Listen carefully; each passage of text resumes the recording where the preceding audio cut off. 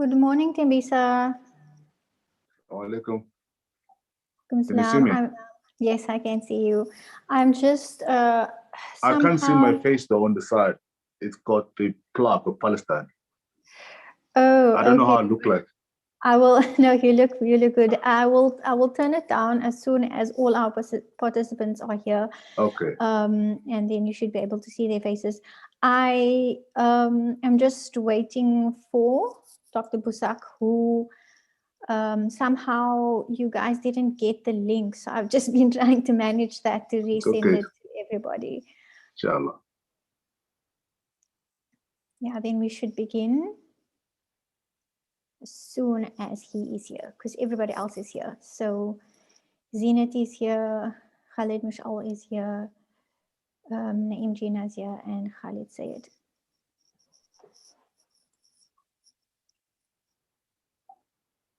Assalamu alaikum, everybody. Good morning. Wa alaikum salam wa rahmatullahi wa barakatuh. Wa alaikum salam wa rahmatullah. How are you, gentlemen and ladies? Alhamdulillah, Ambassador. Very well. Good. A little colder than in Doha. Oh, a lot colder, yes, I think. A lot colder. Well, a little colder in terms of the temperature. Very much colder in terms of the politics. Oh yeah, no, it's actually the other way around in terms of the politics, huh? Salam Tembisa. Salam brother Naeem. Wa alaikum salam. I see brother Shoaib is in the meeting, Fatima. Is that Comrade Shoaib?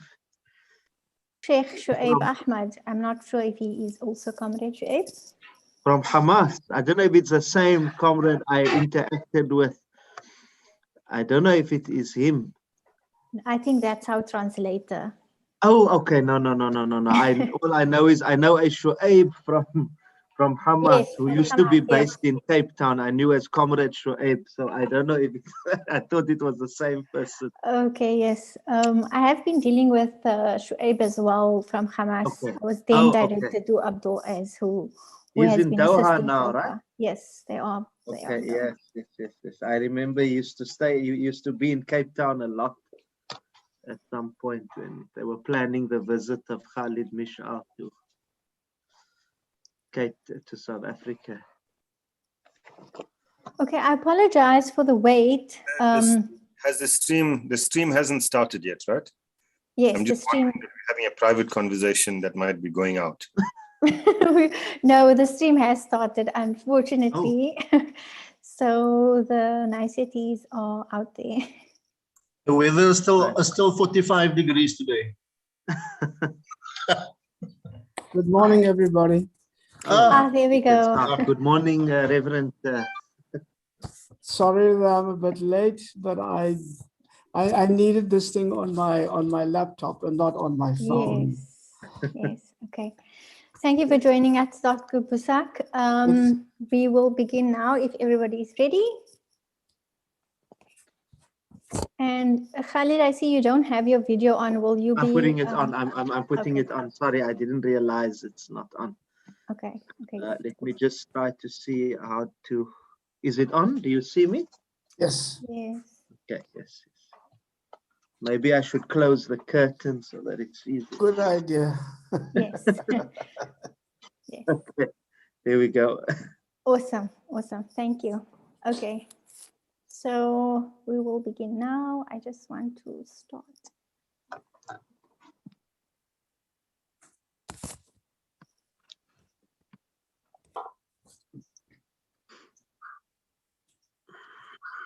Okay, welcome everybody to our Palestine and Her Road to Freedom webinar. I am Fatima Wise, and I'm the trustee of the Essa Moosa Education Foundation and also chairman of Sharing Hope Foundation. So I will just be giving you a brief overview of who my grandfather was and why we are actually having this webinar this morning on Mandela Day. So my grandfather was late Judge Essa Moosa, who stood at the center of law during the embattled years of apartheid that many South Africans couldn't understand. And in post-apartheid, he served as the secretary of the Constitutional Committee of the acclaimed South African Constitution. He never conceded to a law that was unjust, and he challenged every apartheid violation that he could during his time. He was a pioneer for human rights, and he became known as the struggle lawyer, or fondly as the people's lawyer. He was a universal human rights advocate, and he stood vehemently against the Israeli oppression of Palestinians due to the occupation.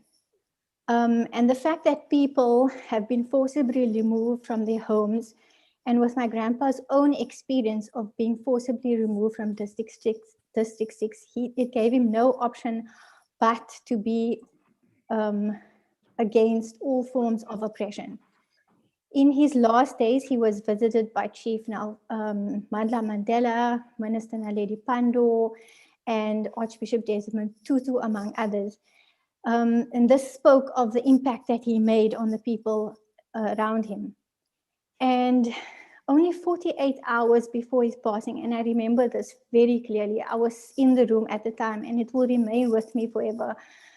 He implored his family to always stand up for the poor and impoverished.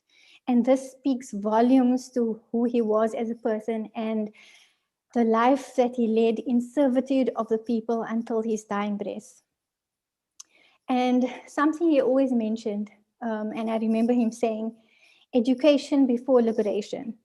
And it was with that we started the Education Foundation. And with this in mind, we as an organization found it important to keep the conversations about Palestine alive. When we heard also about the Hamas having adopted the Nelson Mandela ethos, we thought it important and imperative to bring a voice to this ideology and to assist in further reach and understanding among our people. So we cannot stop the conversations about Palestine. We need to keep it going so that we ensure pressures on the international community remain open to effecting the change that we need desperately for our Palestinian brothers and sisters. On our panel this morning, I'm just going to share my screen again.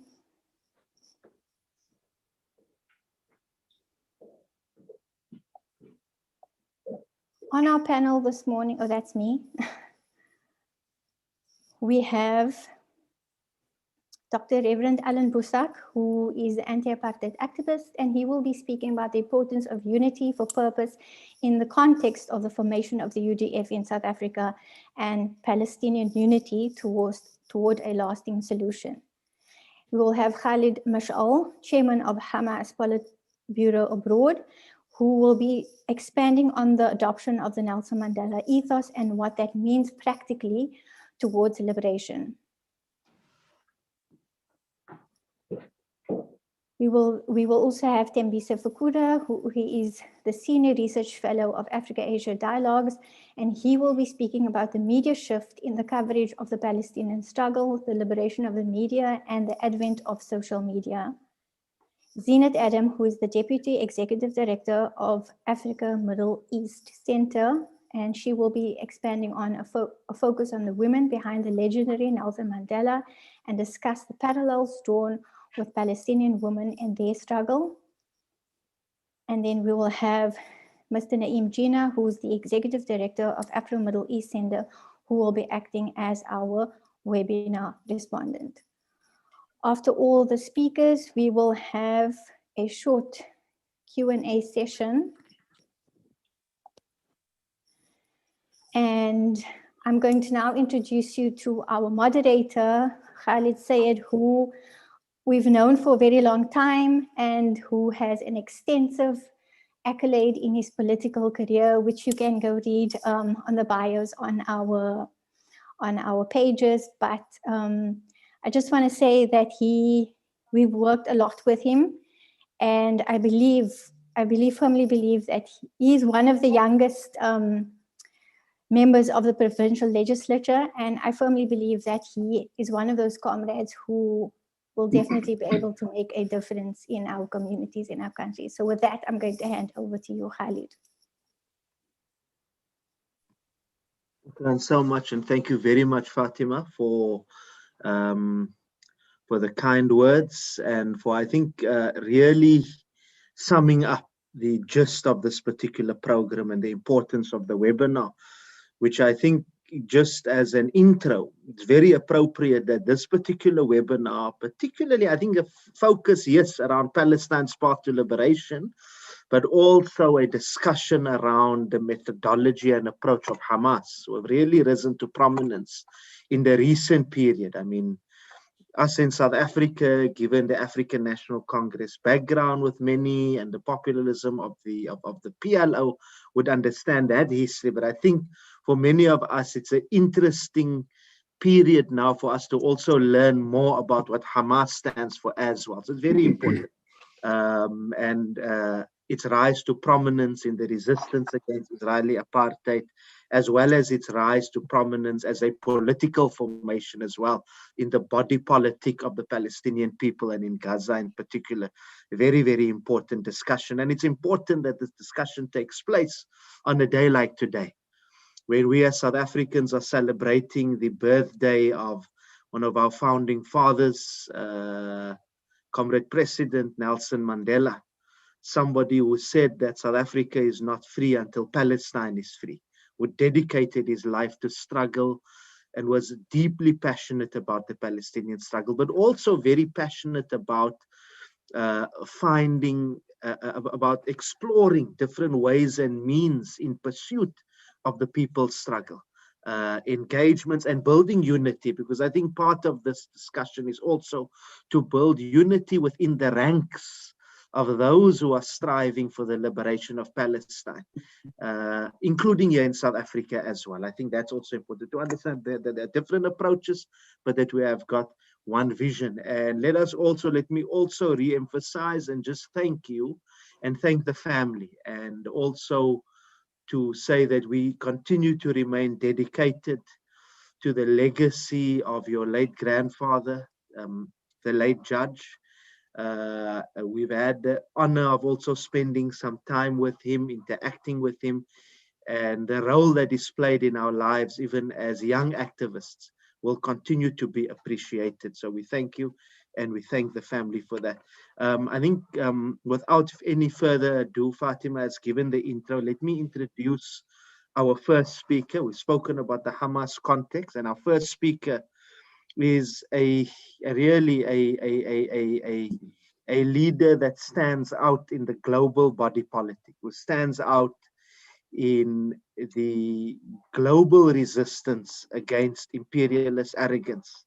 None other than a dear brother and friend of the South African liberation, Khalid Mish'al.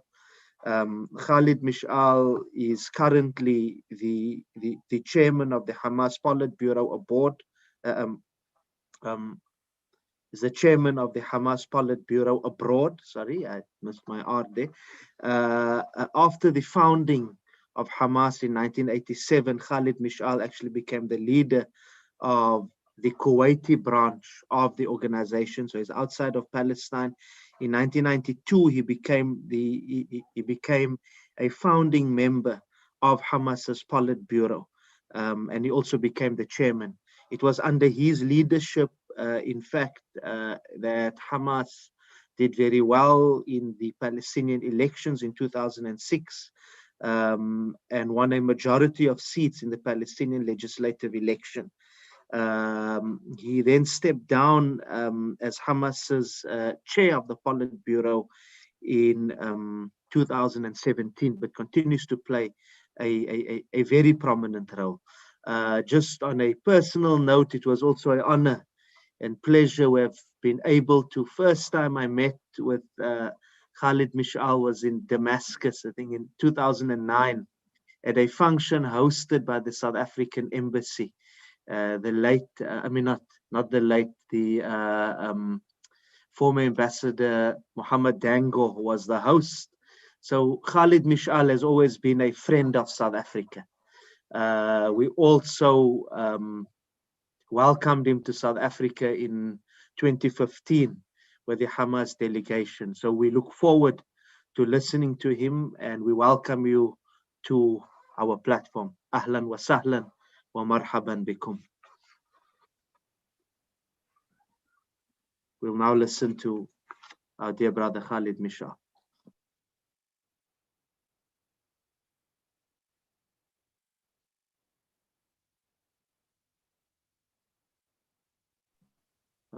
Fatima, is the connection we see him online. We did see, he is online. We still see him online. And then Sheikh Shuaib will be translating. Yes, okay. If we can maybe just... let me just ask to unmute. He's set to speak for 20 minutes. Yes.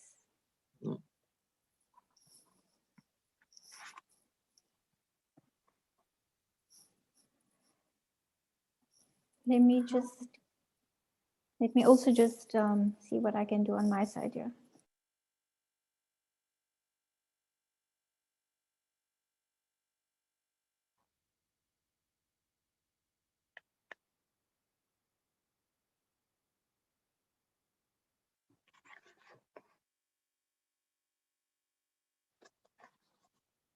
In the meantime, Fatima, should we not have the first, I mean, should we not go to the next speaker, or do you want to? I think, yes, let's go to the next speaker. I'm trying to get hold of them. Yes, I'm trying to get hold of them, and as soon as I do, I will let you know. In the interest of time. So I won't, when he comes up, we will just obviously ask him to speak. We won't do the introduction. So the next speaker, and we will actually then kick off. It's also possibly appropriate in that we set the discussion within a South African context, is a stalwart of the liberation struggle in South Africa, somebody who showed that the role of religion, and interesting also because Hamas starts off as, or Hamas is an Islamic movement, also showed that in South Africa, the important role that religion and that the church plays in liberation and in social justice. None other than Dr. Reverend Alan Boesak, a renowned academic, a renowned activist, somebody who's also been involved very much even in the post-democratic South African political landscape. A human rights activist, but who's also been very passionate and dedicated to the struggle for a free Palestine. Dr. Boesak, the floor is yours. Thank you so much, Khalid and Fatima. My great thanks to the Essa and Fatima Moosa Foundation for this great privilege to be with this distinguished panel this morning to speak about this subject. And my hope is that our brother Khalid from Hamas will join us very soon. I am still thinking with great fondness and some sense of longing to the times when Essa and I worked together over 30 years. We worked together in the struggle. He became also my personal lawyer, but the family also became our family's friends. So that friendship means a lot to me still today, and I'm so grateful to be here. Let me say a few things about the subject of unity and the importance of it within the context of the United Democratic Front. Now, Palestine and South Africa are both settler colonialist projects. Although there is one important difference, the South African colonialist project could not completely physically eliminate and displace the indigenous population, although they tried. So when it failed, they decided rather to conquer, control, and exploit through systemic, structural, and institutional racist oppression and violence at every single level and in every area of life. In Palestine, though, it seems to me, the colonialist settler project does want to do that. It goes further. There are clear plans, it seems to me, clear plans and strategies to completely eliminate and displace the Palestinian population, both physically and politically. And we can see those plans coming to fruition in what is still happening today from the time of the Nakba onwards to now. But one thing, with all of the differences that remains the same, is for the oppressor to sow and to maintain by any means necessary the disunity and division amongst the oppressed population. And that has always been their most desperate need. In South Africa, an essential part of that strategy of division and disunity was the racialization of the oppressed population themselves. Racial categorization in every area of life with differentiated levels of so-called privilege and access to what South Africa had to offer. Now, we understood the impact of that strategy. And so in a way, our struggle from the very beginning was not just against colonialism and against apartheid, but for the unity of the oppressed people. And these efforts became significant in the late 1960s, beginning of the 1970s, through the Black consciousness movement, a philosophy that sought to reclaim our human dignity and worth in this country in the face of a most vicious form of white supremacy and racism, and called for unity and solidarity amongst the oppressed. It was a very powerful movement, and it changed the hearts and minds and strategies and actions and lives of a whole generation.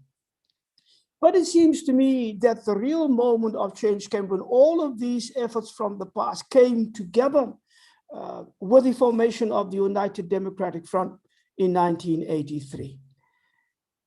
It came at a crucial point when the apartheid regime began to feel real pressure internally, especially, but also externally, when they implemented some superficial forms of reform in order to avoid scrapping apartheid altogether.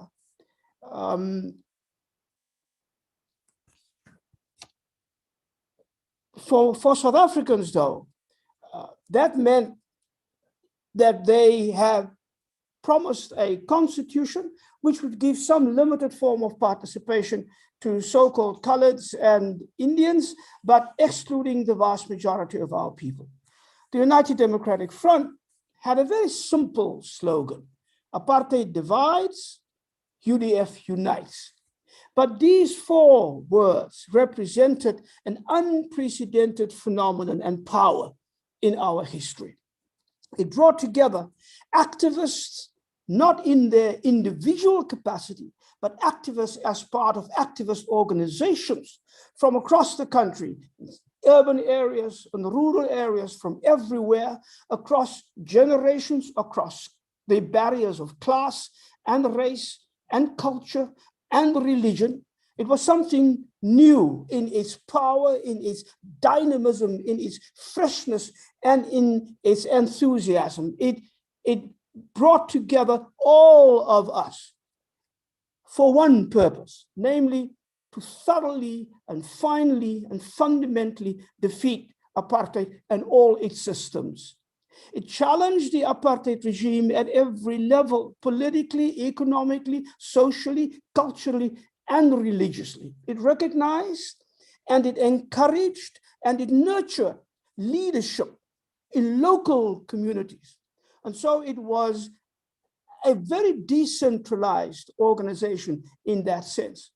It made also room for youth, not only to participate in the struggle meaningfully, but to give that same meaningful leadership in the struggle. And so young people were at the forefront and at the center and permeated the whole movement at every level.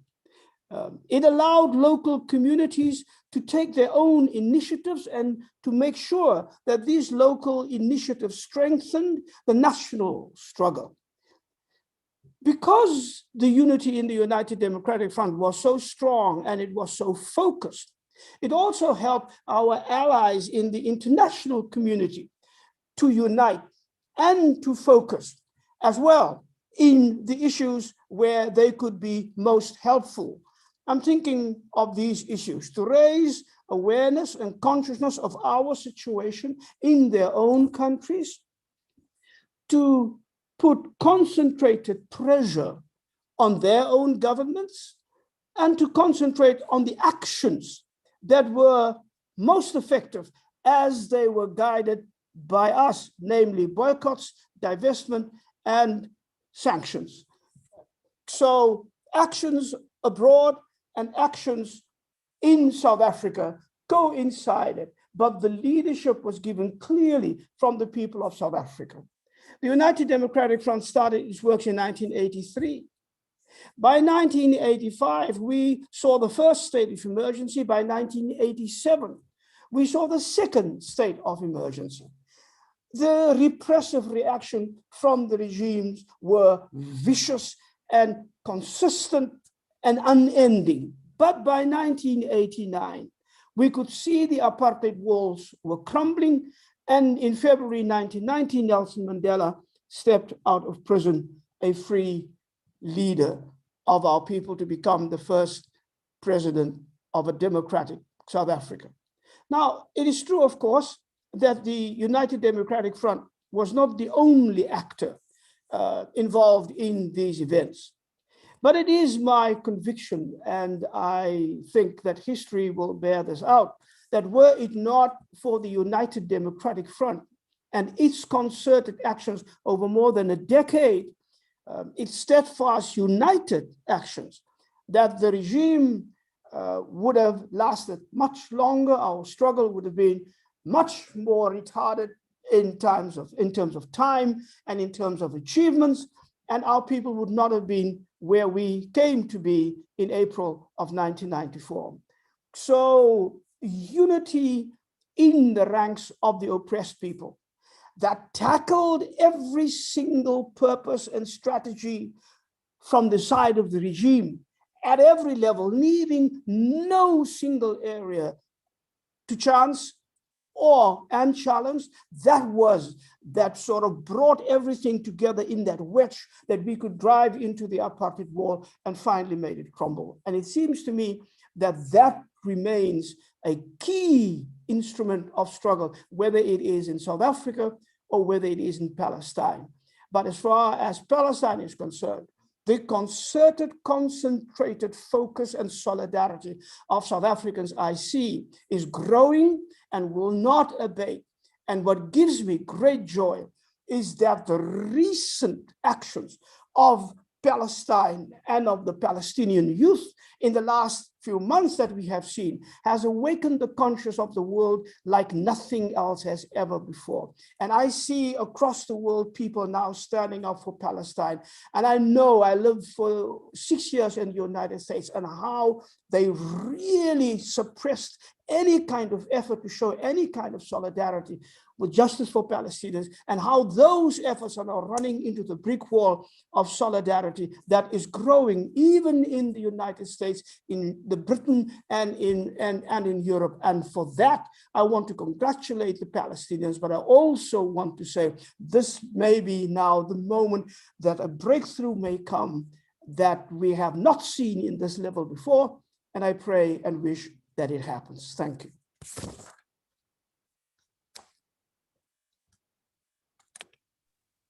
Thank you very much to our esteemed stalwart of South Africa's liberation, Dr. Alan Boesak, really for speaking very much to the issue of unity. I'm sure we'll be speaking much to that later on. I just want to, I've also seen in the webinar, just to also welcome, I see we've got a Member of Parliament, the Honorable Hanif Hendricks of the Al Jama'ah Party. We wish to welcome you, also a leader in the community and proponent of the Palestinian struggle. We also see our ambassador, South Africa's ambassador to, we also see South Africa's ambassador to Qatar, Mr. Faisal Moosa. We welcome you, Your Excellency, to this particular webinar. Now, the first speaker that we were supposed to have was our dear brother and leader of Hamas, Khalid Mish'al, the head of the Hamas Politburo abroad. We gave the introduction, and we are now going to call upon our dear brother to address us, a dear friend of South Africa, somebody who is respected by the South African people, and somebody whom we know also has a deep love for South Africa, for our liberation, and for our people. He's somebody who has visited South Africa and who has even interacted with the South African leadership, whether in Damascus or whether in Doha. At the moment, we welcome you to the platform. Ahlan wa sahlan wa marhaban bikum. Walyatafaddal mashkoor.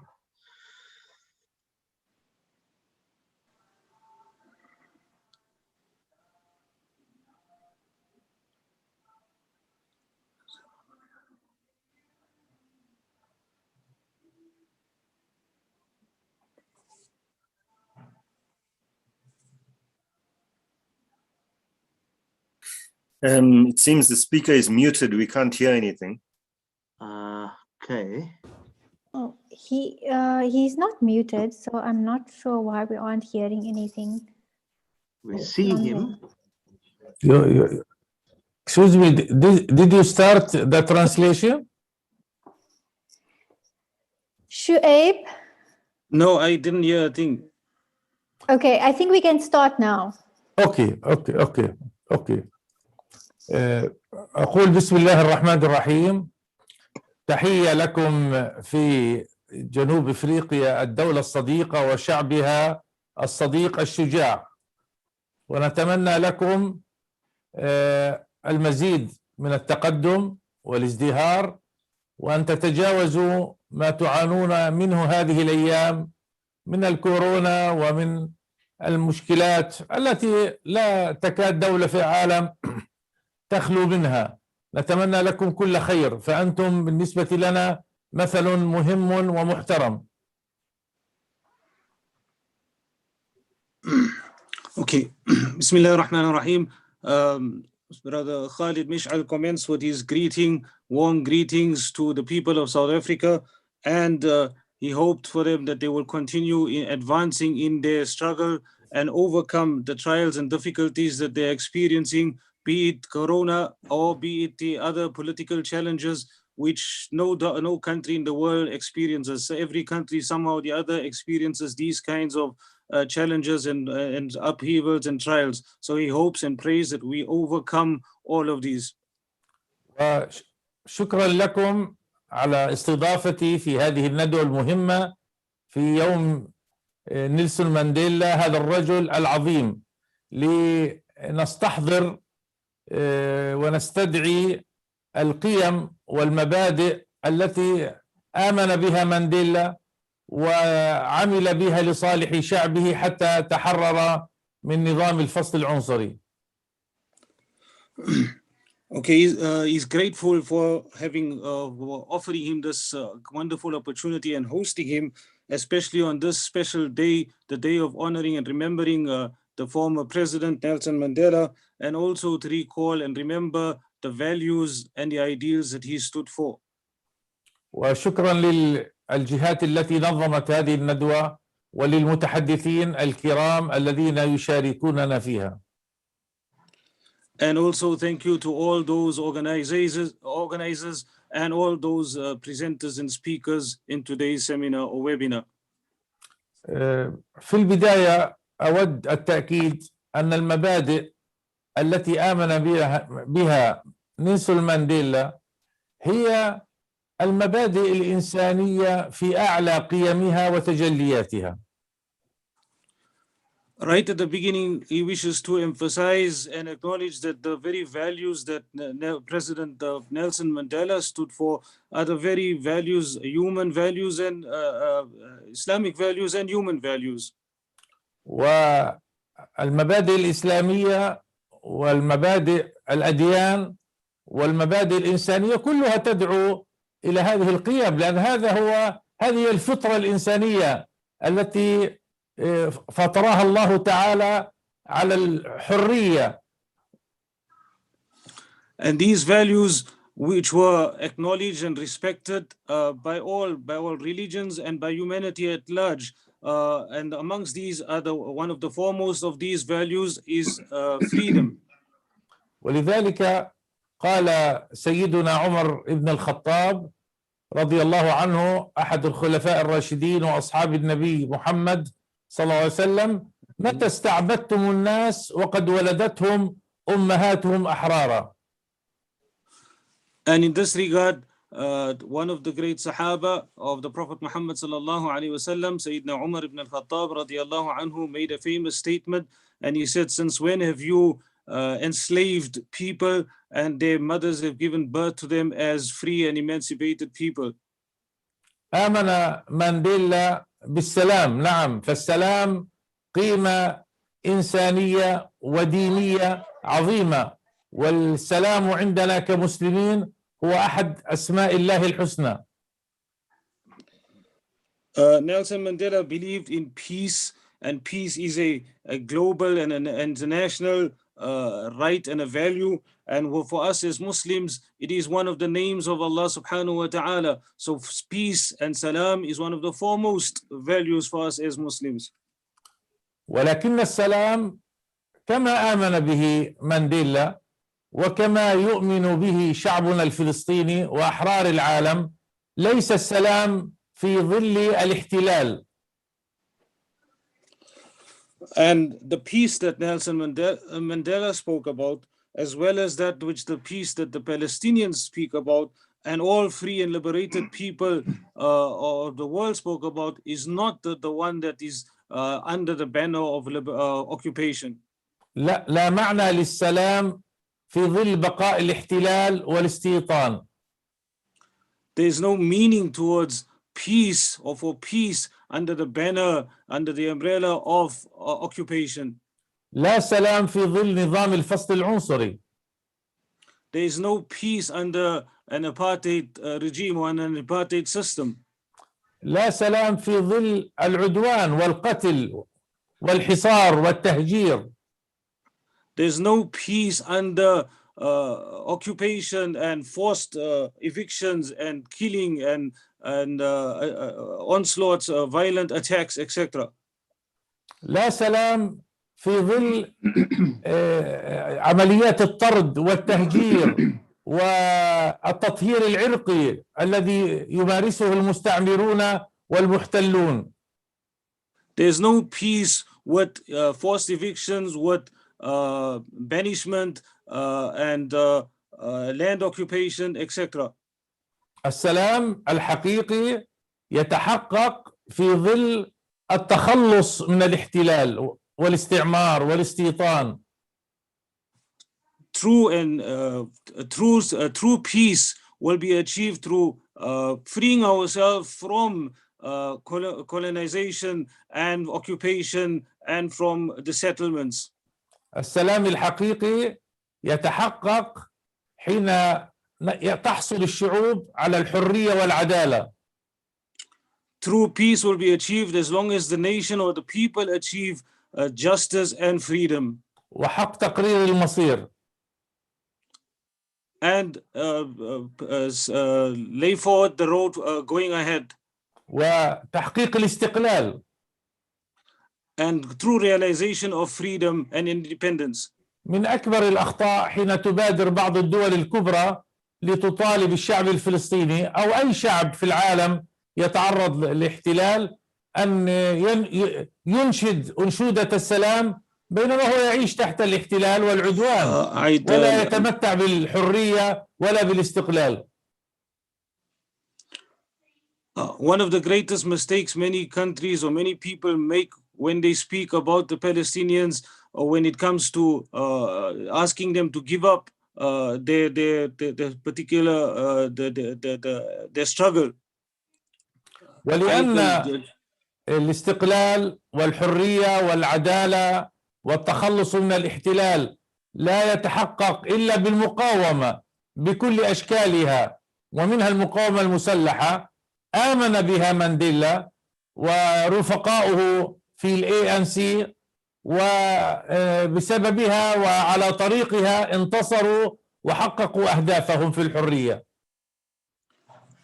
And one of the ways of achieving this kind of independence and freedom is through muqawama, which is resistance in all of its forms. And one of its forms is required at times is an armed resistance. And this is something which even Nelson Mandela had acknowledged and believed in. And he and his fellow members and comrades within the ANC had accepted this form of resistance.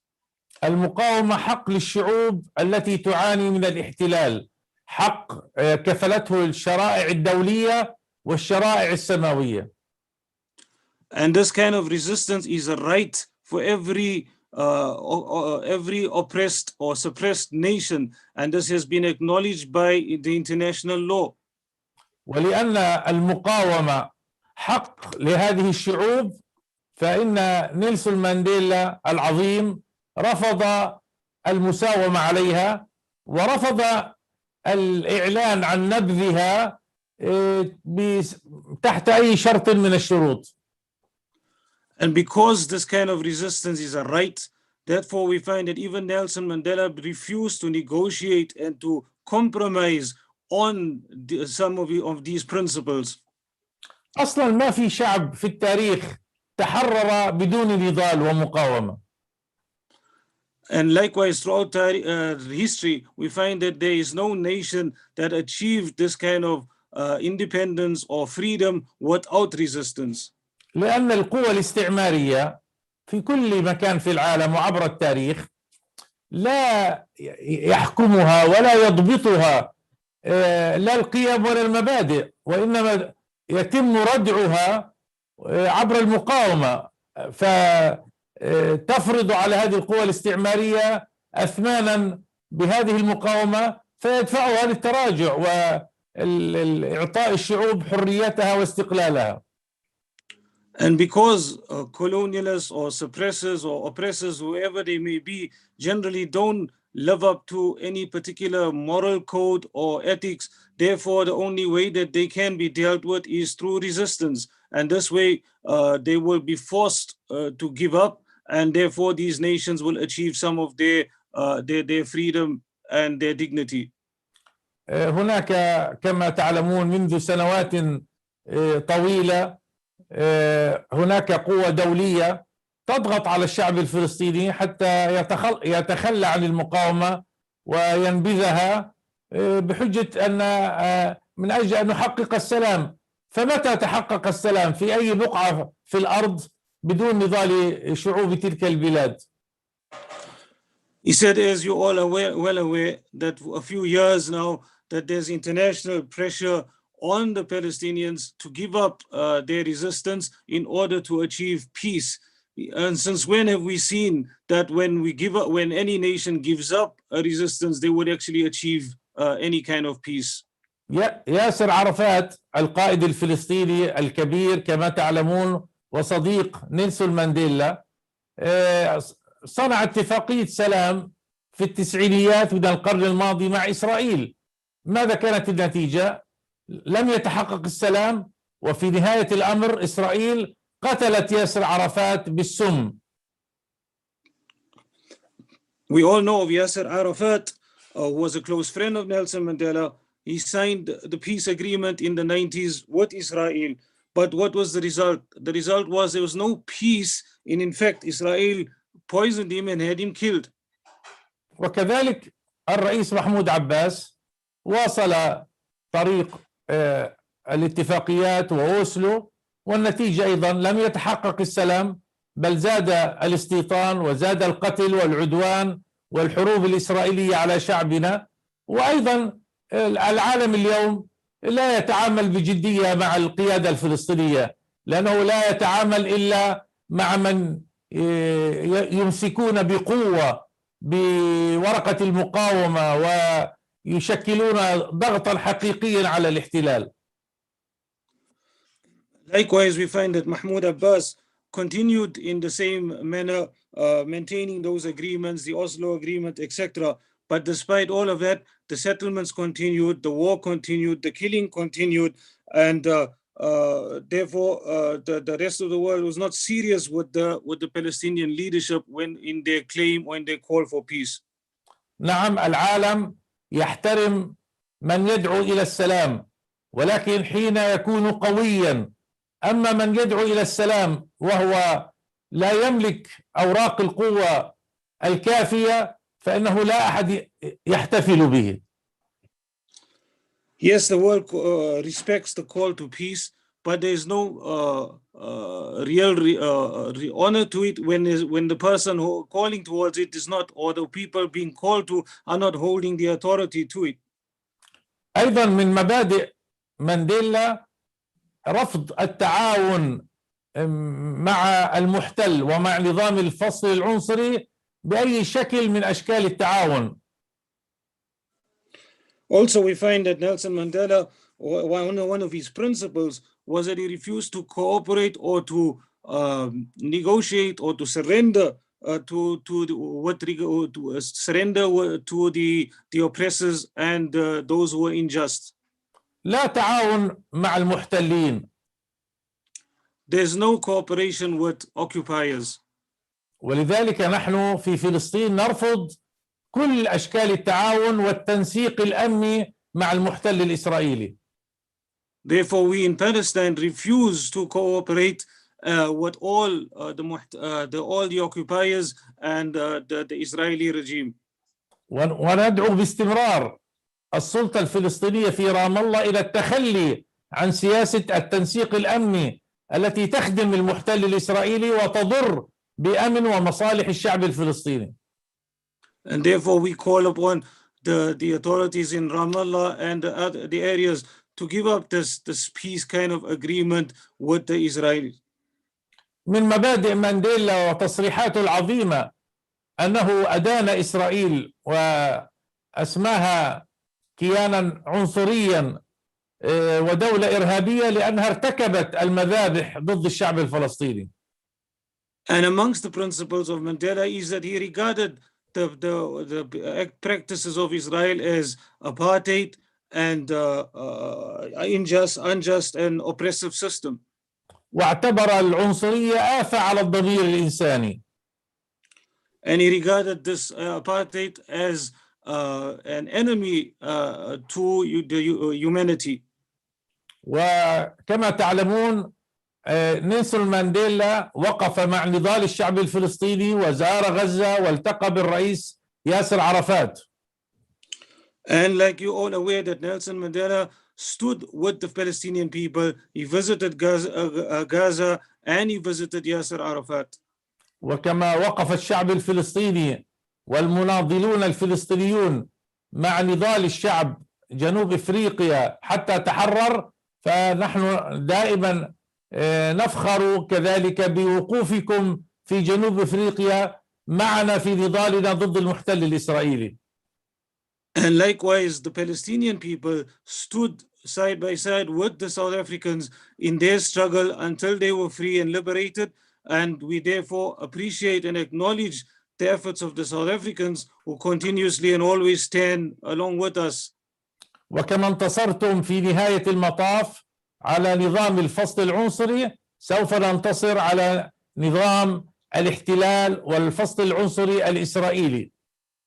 And like you, finally in South Africa were victorious and overcame the apartheid system, likewise we will overcome the occupation and the apartheid in Israel.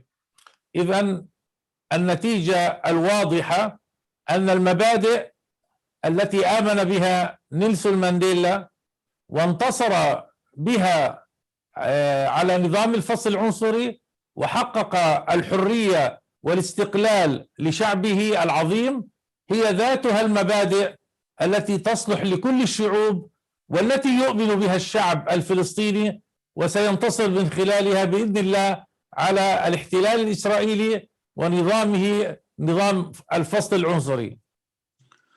Therefore, the very principles that Nelson Mandela stood for are the very same principles that the people of Palestine will adhere to, and it's suitable. These principles are suitable for any oppressed nation. In order, by holding on to these, we would then be able to overcome the oppression and the occupation in Palestine, or rather by those perpetrated by Israel. ولكن أصدقائنا الأعزاء في جنوب إفريقيا ومن خلالكم إلى كل الأحرار في العالم، لا بد أن أذكركم بأن الحالة الفلسطينية مع الاحتلال الصهيوني الإسرائيلي هي حالة أكثر قسوة وأكثر تعقيدا من الحالة التي كانت في جنوب إفريقيا وأي حالة في أي بقعة في العالم. And he wishes to remind us that in South Africa, that the situation that you find in Palestine with regard to the apartheid and the occupation, etc., is far more complicated and far more difficult than probably what we experienced in South Africa. بمعنى إسرائيل ليست حالة استعمار اعتيادي فقط. In that he means that Israel is not simply an occupying nation at all, but suffice with that only. وليست كذلك مجرد احتلال واستيطان فقط. And it's not only occupation and settlements. وليست نظام فصل عنصري فقط. And it's not a system based on apartheid only. وليست نظام تطهير عرقي فقط. And it's not a system based on ethnic cleansing only. هذا كله موجود وجزء من سلوك إسرائيل ضد الشعب الفلسطيني وضد الأرض الفلسطينية. All of this is there, but it's only a part of what is present and the whole attempt and effort against the Palestinian people. ولكن هناك شيء أكثر وأبعد من ذلك. But there is something bigger and greater than all of it. إسرائيل فوق كل ما سبق هي نظام إحلال لطرد الشعب الفلسطيني والبقاء في هذه الأرض، بمعنى المعركة الصفرية بيننا وبينهم. هم يقولون إما نحن أو الشعب الفلسطيني.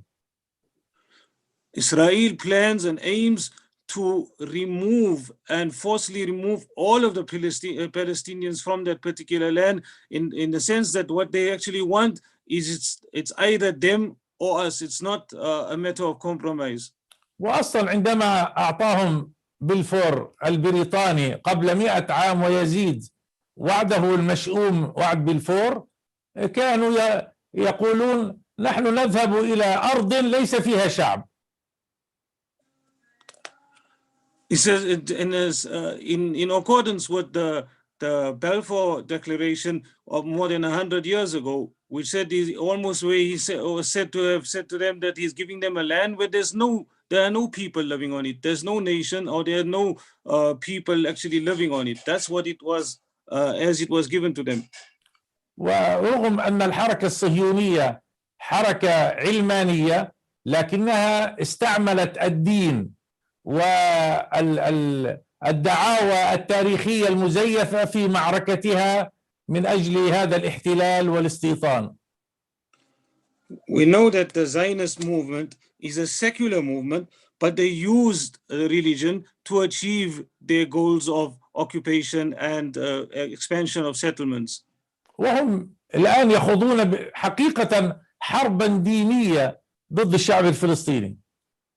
And now currently they are engaged in a true and real religious war against the Palestinian people. إضافة إلى كونها حرب عسكرية وسياسية واستيطانية. In addition to a political and military war as well. ويستندون كما قلت إلى أوهام تاريخية ليست صحيحة. And they rely a lot on historical fabricated or false historical information. ففلسطين هي وطن الشعب الفلسطيني منذ 6000 عام. So Palestine is the land of the Palestinian people for more than 6,000 years. وهم اليوم يعتدون على المقدسات الإسلامية والمسيحية على حد سواء في فلسطين وخاصة في القدس. And presently they are violating Islamic religious sites as well as Christian religious sites. قبل شهرين تقريبا ما الذي فجر الحرب الأخيرة؟ إنه الاعتداء الديني على المسجد الأقصى المبارك في أيام رمضان المقدسة عند المسلمين، وكذلك اعتداءهم على حي الشيخ جراح لطرد سكانه منه.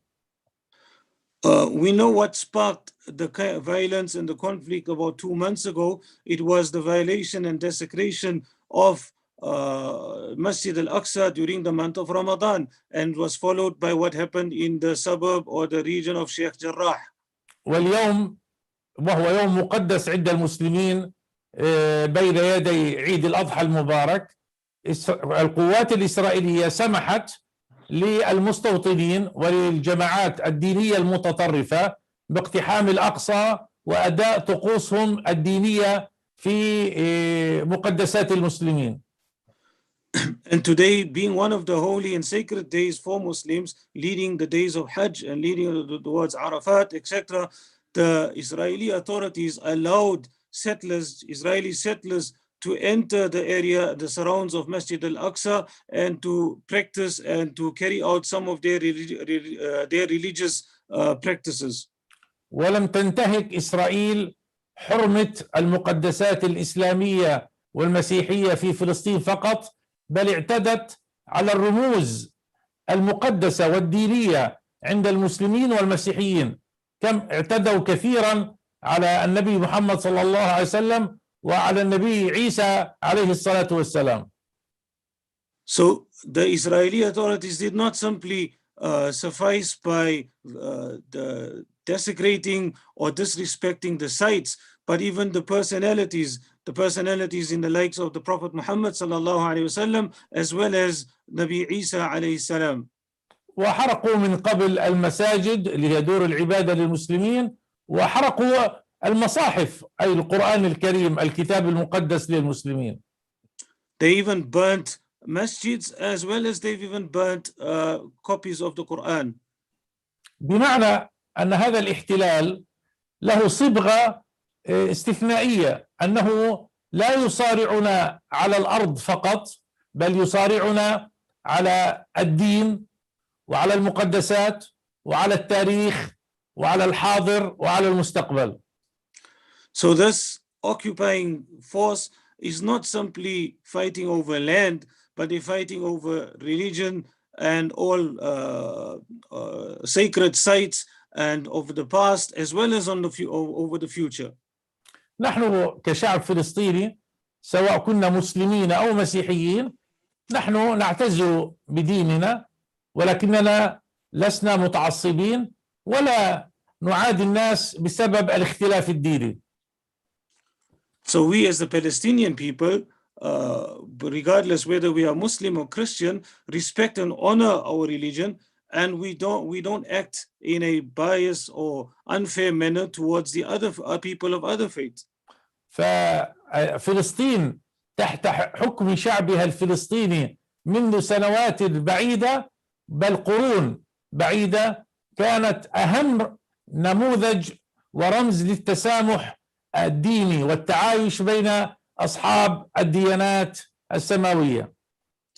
So Palestine, for not only in recent years, but for even centuries in the past, was a perfect example or a wonderful example of peaceful coexistence between people of different faiths. والعلاقة بين المسلمين والمسيحيين من أبناء فلسطين منذ التاريخ علاقة نموذجية بفضل الله. Thus, the example and the relationship between Muslims and Christians for centuries has been a unique and a perfect example for people. ونحن نقاوم المحتل الإسرائيلي جنبا إلى جنب ونسعى للاستقلال موحدين مسلمين ومسيحيين جنبا إلى جنب. And thus we will stand side by side, Muslim and Christian, to oppose and resist occupation.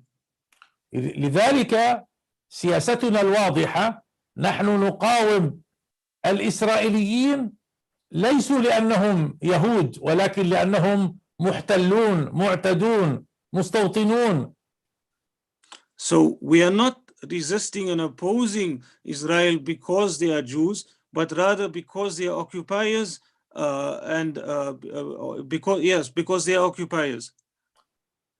وبالتالي أصدقائنا الأعزاء وهذا ختام حديثي معكم هذه الحالة الاستثنائية لطبيعة المحتل الإسرائيلي أريد تذكيركم بها حتى تعلموا كم نقاسي وكم نعاني وكم هي هذه المعركة القاسية بيننا وبين هذا الكيان الصهيوني الاستعماري الإحلالي الاستيطاني العنصري الذي يعتمد أيضا التطهير العرقي ومحاربتنا في مقدساتنا وفي ديننا ورموزنا مسلمين ومسيحيين. So finally, to conclude, he says, I wish to remind all of you that the struggle that we face is one that we are facing the Zionist entity who's not only confined to simply occupying the land, but it's including violating religious rights and sacred sites, as well as humanity or apartheid. All of these is a combination of all of that we have to resist and oppose. ولذلك في يوم مانديلا العظيم ندعوكم يا أصدقائنا الأعزاء في جنوب أفريقيا إلى أن تواصلوا دعمكم لنا وقوفكم إلى جانبنا حتى نتحرر كما تحررتم بإذن الله. Therefore, on this day when you are commemorating Nelson Mandela, we ask you to continue supporting us and standing with us until we are liberated the way you had liberated yourselves in South Africa. وأنا أطمئنكم وأقول لكم بكل ثقة سننتصر على المحتل الإسرائيلي كما انتصرتم على نظام الفصل العنصري في بلادكم بإذن الله. And he says, I reassure you that we will be victorious over the occupation the same way you were, and inshallah, with the permission of Allah, we will definitely overcome them. شعبنا الفلسطيني منذ 100 عام وهو يقاتل الاستعمار البريطاني ثم الاحتلال الإسرائيلي ولم يتعب ولم يستسلم شعبنا وسينتصر في نهاية المطاف. And our Palestinian people since over 100 years have been resisting. They've resisted the British and then they continued their resistance against the Israeli occupation, and we'll continue until we are liberated. الحرب الأخيرة غير المتكافئة على غزة أعطت رسالة للعالم أن هذا الشعب الفلسطيني شعب عظيم ولا أحد يستطيع أن يهزمه، والمستقبل القريب سيثبت للجميع من وقف معنا ومن ظل يتفرج على معاناتنا أو وقف إلى جانب إسرائيل سيعلم الحقيقة القادمة أن فلسطين ستعيش بدون احتلال واستيطان، وستعيش تحت حكم الدولة الفلسطينية لكل أبناء فلسطين بكل حرية وكرامة وتسامح مع الجميع. Recent events in Gaza showed the world the courage and the bravery of the Palestinian people, and therefore in the coming years or in coming days we'll find out, once we overcome the Israeli occupation, we'll realize, or people will see the true colors of those who stood on our side, as well as those who stood on the sidelines and simply applauded or simply watched as spectators, and those who worked against us. All of that will become apparent along with the space of time. أخيرا، فلسطين أرض الأنبياء وأرض الديانات السماوية، وهي أرض السلام، ونحن الفلسطينيين من سيصنع السلام بإذن الله. والسلام عليكم ورحمة الله وبركاته.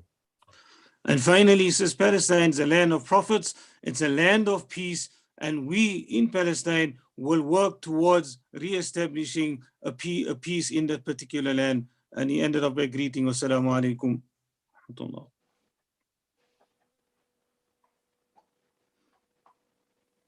Shukran. Thank you very much. Thank you. Thank you very much. Shukran lakum, Habibi. We thank our dear brother and leader, Khalid Mish'al, and I would say comrade in arms, yes, for that particular input, and for really, in the end, getting the message across that the resistance, even armed resistance, is aimed towards peace and justice in the final analysis, in the tradition of our late founding father, Tata Nelson Mandela. So we want to thank him for that, and our support continues to be with the Palestinian struggle and with the brave struggle that is being waged in Palestine. The next panelist that I'm going to introduce to you is our dear sister Zinat Adam. She is a strategist in international relations, a thought leader on the affairs in the globe, in our society, somebody who has written various academic papers, been on various platforms, in fact, and with a specialization on the developments in the Middle East and on the African continent. She also worked in the South African Foreign Service, where she focused on the Middle East and on the Horn of Africa. She was a senior diplomat, and she also has been a prominent activist in support of a free Palestine, where she also served as a media spokesperson for the Women's Boat to Gaza, a Freedom Flotilla initiative. It now gives me pleasure to call upon Zinat Adam to address us. Jazakallah khair, and thank you for having me on this panel. Bismillahir Rahmanir Rahim. Assalamu alaikum wa rahmatullahi wa barakatuh to all of the panelists and to all of the viewers and listeners in on this webinar. I would like to express my thanks to Fatima and the Sharing Hope Foundation for putting this webinar together. Thank you to the Essa and Fatima Moosa Education Foundation. And of course to our leaders, Brother Khalid Mish'al and Dr. Alan Busak, who have eloquently drawn a map of our discussions for today. Brother Khalid Mish'al has clearly drawn on the strong Islamic values of equality, of justice, of peace, and how this drives the resistance against ethnic cleansing by the Zionist occupier.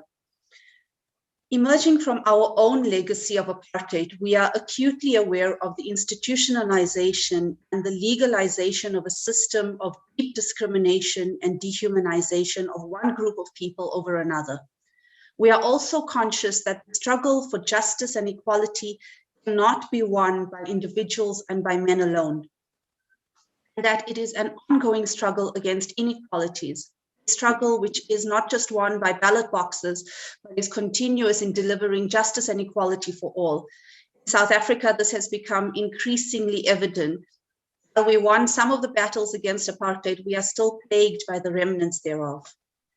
On this historic day, commemorating the great leader Nelson Mandela, we must acknowledge the sacrifices made by the women in his life, especially by Winnie Madikizela Mandela, without whose struggle to keep his name alive while he was in Robben Island, the world may not have known him. He had been a young political widow, like many Palestinian women whose husbands have been incarcerated. In one of her letters to him, she recalled their wedding, saying, "I knew this was a crown of thorns for me, but I also knew I said I do, for better or worse. In marrying you, I was marrying the struggle of my people. Yes, the thorns sometimes pricked so hard that the blood from the wounds covered up my eyes and the excruciating pains blinded me for a while. Although I staggered across the path of freedom with pain, I staggered forward, never doubted my goal, even when the crown was nailed by my people at times. When the tortuous, minuted hours, months dragged by gnawing at the inner cores of my soul, I remembered that an army of principles will penetrate where an army of soldiers will not." These words define for me what the Palestinian struggle has become. In the face of the most sophisticated weaponry, Palestinians stand principled in their conviction and those core values are what ground the struggle, what will win the freedom. When I think of Palestinian women, I don't only remember the revolutionary stalwarts like Leila Khalid. For me, Palestine, her road to freedom, is built on the backs of the grandmothers who are the keepers of history and heritage. Through their storytelling, generations of Palestinian women and men have been rooted in their identities. Think of the paintings of women holding onto olive trees that were uprooted by the Zionist occupiers, the most epic symbol of Palestinians being uprooted from their lands. As the grandmothers have embroidered beautiful threads into their thobes, so have they woven their oral histories into their families, inculcating the struggle ethos into the generations that have followed. From the very first recorded protest in 1893, Palestinian women stood firm against occupation. They went on to demonstrate against the Balfour Declaration, having the foresight that the colonialists were disenfranchising and dispossessing them from their lands and their heritage. In 1929, 9 Palestinian women were killed by the British forces in what became known as the Wailing Wall incident. And then came the Nakba, when they carried their belongings and their children on their backs, seeking refuge from the settler colonial onslaught. They wove into their being and essence the threads that make up the identity of being Palestinian. This day, Nelson Mandela's birthday, was not always a joyous occasion for the Mandela family. As Winnie Mandela noted in a letter to him, "The invisible hand which has been directing our lives has made your birthday have tragic memories. For it was the same date that I got the painful news of our son, as you got the news of Mama's death on my birthday. Looking back, the strange pattern has been at work for years." Upon receiving news of her incarceration in 1969, Nelson Mandela wrote to her saying, "With the aspirations and views that you hold and the role you are playing in the current battle of ideas, I have always known that you would be arrested sooner or later. I had somehow vaguely hoped that such a calamity would be deferred and that you would be spared the misfortune and misery of prison life. Some time after receiving the news, my faculties seemed to have ceased functioning and turned almost instinctively to your letter, as I have always done in the past whenever my resolution flagged. Most people do not realize that your physical presence would have meant nothing to me if the ideals for which you have dedicated your life have not been realized. I find living in hope the most wonderful thing. Our short lives together, my love, have always been full of expectation. In these hectic and violent years, I have grown to love you more than I ever did before. Nothing can be as valuable as being part and parcel of the formation of the history of a country." What was so beautiful about the relationship between Nelson and Winnie Mandela was that it transcended just personal relations to embody values and ideals of freedom and justice. The tragedy, though, was the impact this had on their family and on their daughters, who spent many formative years without their parents. Just a few days ago, Palestinian prisoner Khalida Jarrar lost her daughter Suha. She was unable to be at her daughter's side in her last moments. She penned this touching tribute behind the prison walls. I am in so much pain, my child, only because I miss you. I am in so much pain, my child, only because I miss you. From the depths of my agony, I reached out and embraced the sky of our homeland through the window of my prison cell in Damon prison, Haifa. Worry not, my child. I stand tall, steadfast, despite the shackles and the jailer. I am a mother in sorrow, from yearning to see you one last time. This doesn't happen except in Palestine. All I wanted was to bid my daughter a final farewell with a kiss on her forehead and to tell her I love her as much as I love Palestine. My daughter, forgive me for not attending the celebration of your life, that I was not beside you during this heartbreaking and final moment. My heart has reached the heights of the sky, yearning to see you, caress and plant a kiss on your forehead through the small window of my prison cell. Suha, my precious, have stripped me from bidding you a final goodbye kiss. I bid you farewell with a flower. Your absence is searingly painful, excruciatingly painful, but I remain steadfast and strong like the mountains of beloved Palestine. My heart breaks reading this.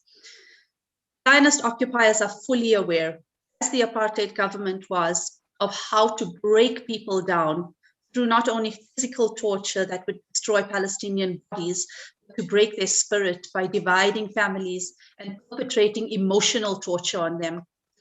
Have been deliberate acts of rendering women powerless, uneducated, perpetuating stereotypes of Orientalism and fetishization of Palestinian women.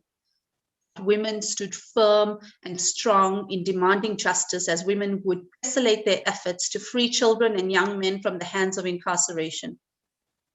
This morning, we heard of Zionist settlers escorted by military personnel entering Al-Aqsa compound, attacking Palestinian women, while Palestinian youth were prevented from entering while reciting takbirat. In these days of Hajj, I am reminded of the sacrifices of the beloved Nabi Ibrahim alayhi salam, and as our Muslim brothers and sisters emulate the acts in these days, we must acknowledge the sacrifices of our mother Hajar. In the same spirit, I wish to commemorate the courage and bravery of Palestinian women who have sacrificed. We cannot forget Ahad Tamimi. We must remember and honor Fatima Barnawi, the first Palestinian woman guerrilla fighter. We must pay homage to Razan al-Najjar, the young paramedic killed while treating the protesters in the Great March of Return. We must honor the smile of Maryam Afifi, who ignited hope in us as she was arrested by the occupying forces. And we must imbue in ourselves celebratory songs women of Gaza sang to the mothers of the martyrs. I will leave you with the words of Rafiq Ziadeh. I am an Arab woman of color, and we come in all shades of anger. So let me just tell you, this womb inside of me will only bring you your next rebel. She'll have a rock in one hand and a Palestinian flag in the other. I am an Arab woman of color. Beware, beware my anger. Shukran.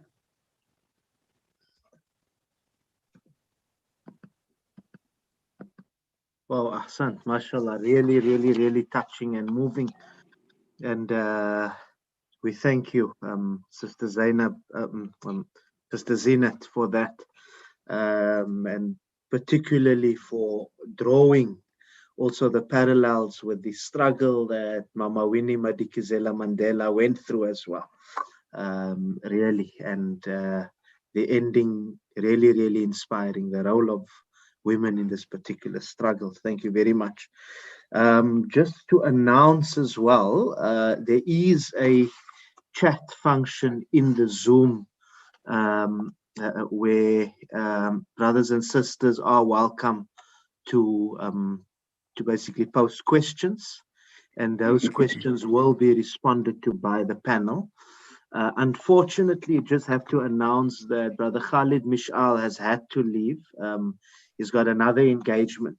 but the questions will also be sent to him, and the sharing of Hope Facebook page and social media platform will share those responses. I also see Sheikh Riyad Fattar from the Muslim Judicial Council as well in the audience. Assalamu alaikum wa rahmatullahi wa barakatuh, Sheikh, and welcome to you as a strong supporter of the Palestinian struggle. Thank you very much, Brother Shuaib. Excuse me, I should leave now because I should engage in another meeting. Inshallah. Shukran. Shukran. Thank you very much, brother. Brothers and sisters. Assalamu alaikum. Wa alaikum salam wa rahmatullah. See you in Palestine, inshallah. Inshallah. Inshallah. Fi amanillah. Assalamu alaikum. Alaikum salam. We now call upon our next panelist, Brother Tembisa Fakude. He's a senior research fellow at the Africa-Asia Dialogue Center. He's also a research fellow of the Asharq Forum, and he's a columnist in various newspapers. He's also on the board of the Mail and Guardian newspaper. He'll speak to us very much from a media angle, what's been happening in the media space. So we look forward now to listening to Brother Tembisa. Take us forward. Shukran. Thank you very much for the invitation. And I'm honored to share this space with some of my heroes, particularly Dr. Alan Boesak, whom I admired for a better part of my life as an activist in South Africa and later on as a journalist. And I'm also honored to have shared this space with Abu Walid, Khalid Mishal, whom I spent a bit of interesting time with in Doha, where I work as a journalist and as a researcher. My topic is about how the media has, to an extent, changed its stance on how it has been covering the Palestinian cause. The first point I would like to make is about the song that was composed by a South African musician called Jerusalem. This was very important because for once it explained the importance of Al-Quds to the people of South Africa and the world, that it's not only important as a physical space to those people who live there and those people who were kicked out of their homes and who continue to be kicked out of their homes in Al-Quds, which is Jerusalem, but it's also a spiritual home for all of us. And the song demonstrated that importance. Everybody danced to it, from Korea to South Africa, and people began to once again understand the Palestinians joined in, the Jews joined in the dance. So it was an important media exercise, particularly by those who continued to propagate it through the social media. And it also amplified the name of Jerusalem, which to most people has been associated with violence and strife. But for once, it resonated to most of us as our spiritual home, at least for those of us who don't have a physical presence there, who live outside that part of the world, that there is a place called Jerusalem. And if you go to Black communities in South Africa, there are various versions of Jerusalem sung in different churches. And people always call Jerusalem their home.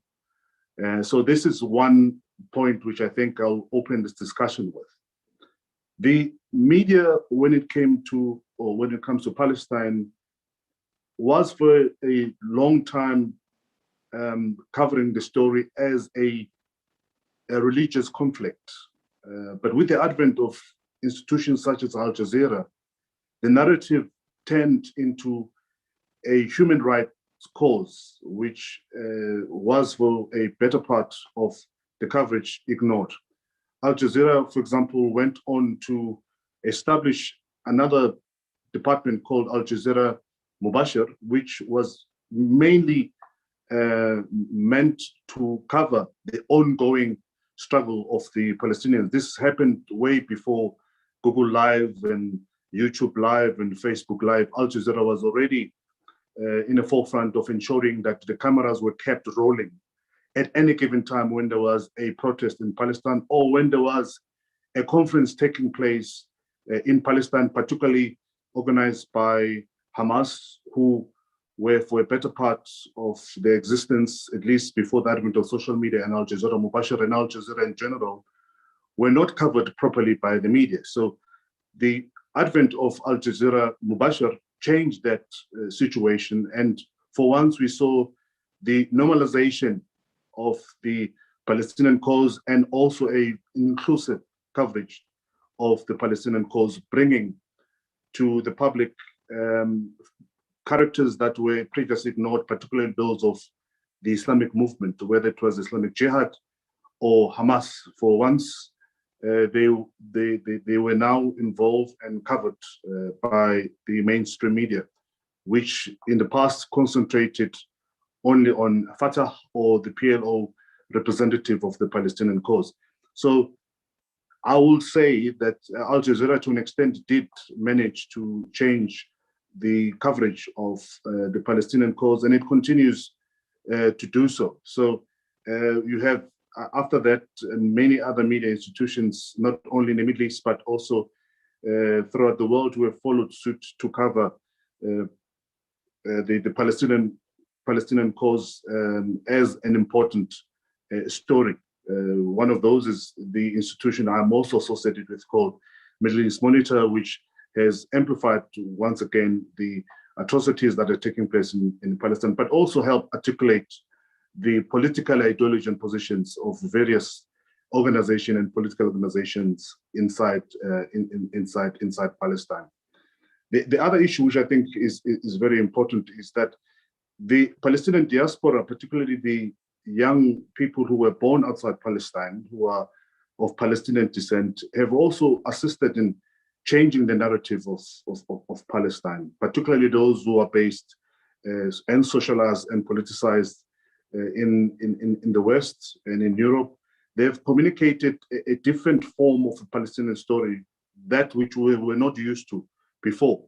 And they've also managed to present a diverse views or political views of what Palestinian cause is all about. Most of us always see Palestine as groups that are just fighting an armed struggle, but there are a lot of other diverse political ideologies and views inside Palestine, which I think the young diaspora have managed to present.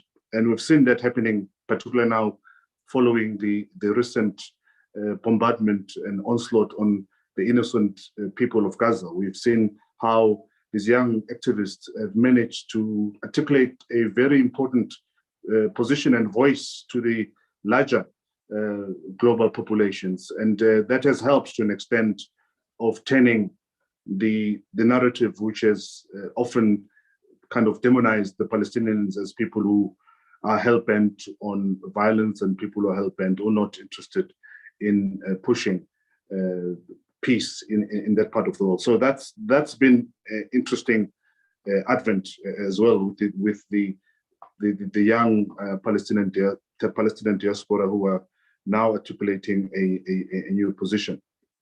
But also what I think is important is the presence of the Palestinians inside the newsrooms of important organizations, whereas in the past, the editorial direction was to an extent controlled by people who did not necessarily understand the Palestinian cause, and most of whom were of European or outside Palestinian descent. Now you have many Palestinians who are participating and working within the influential news organizations throughout the world. We know, for example, of the discussions that continually take place inside our newsrooms at Al Jazeera, where there is a constant articulation of position, including the wording on what to call certain acts and how to call certain people who are engaged either in the Palestinian cause or who are activists of the Palestinian cause. So that has helped also to fine-tune the narrative that has been coming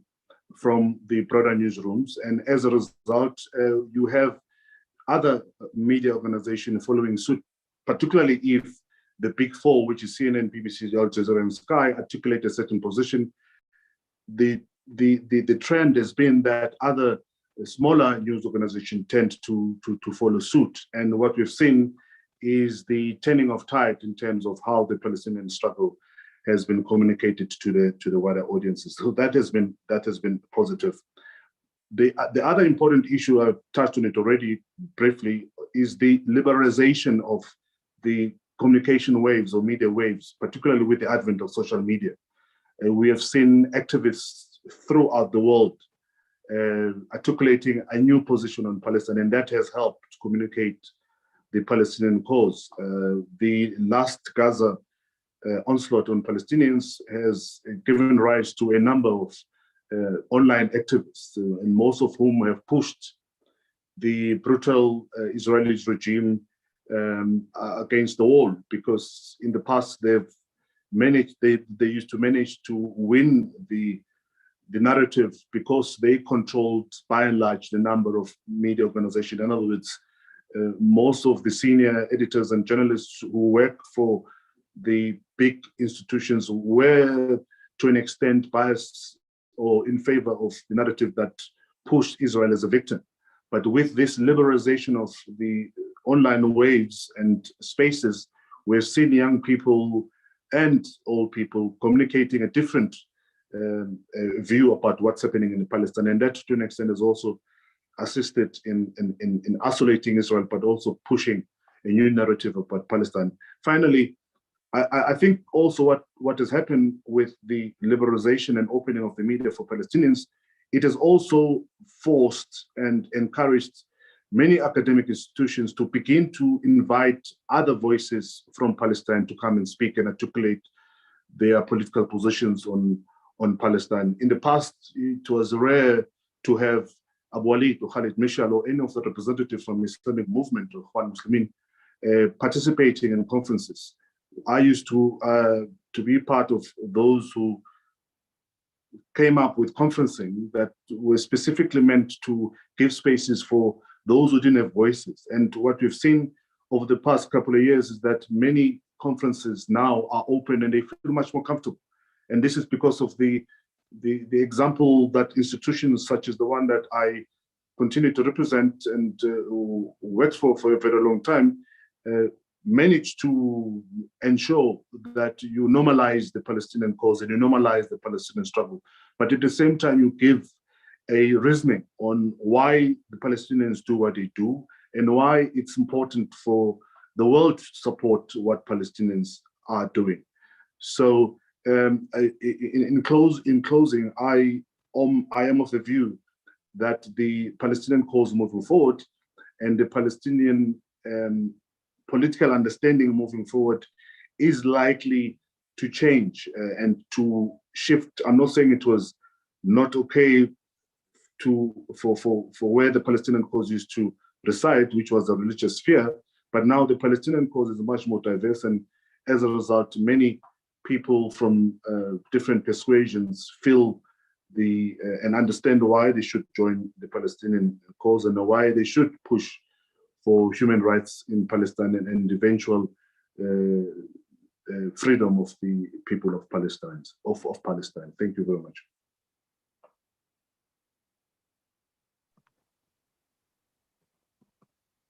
Thank you very much for that input.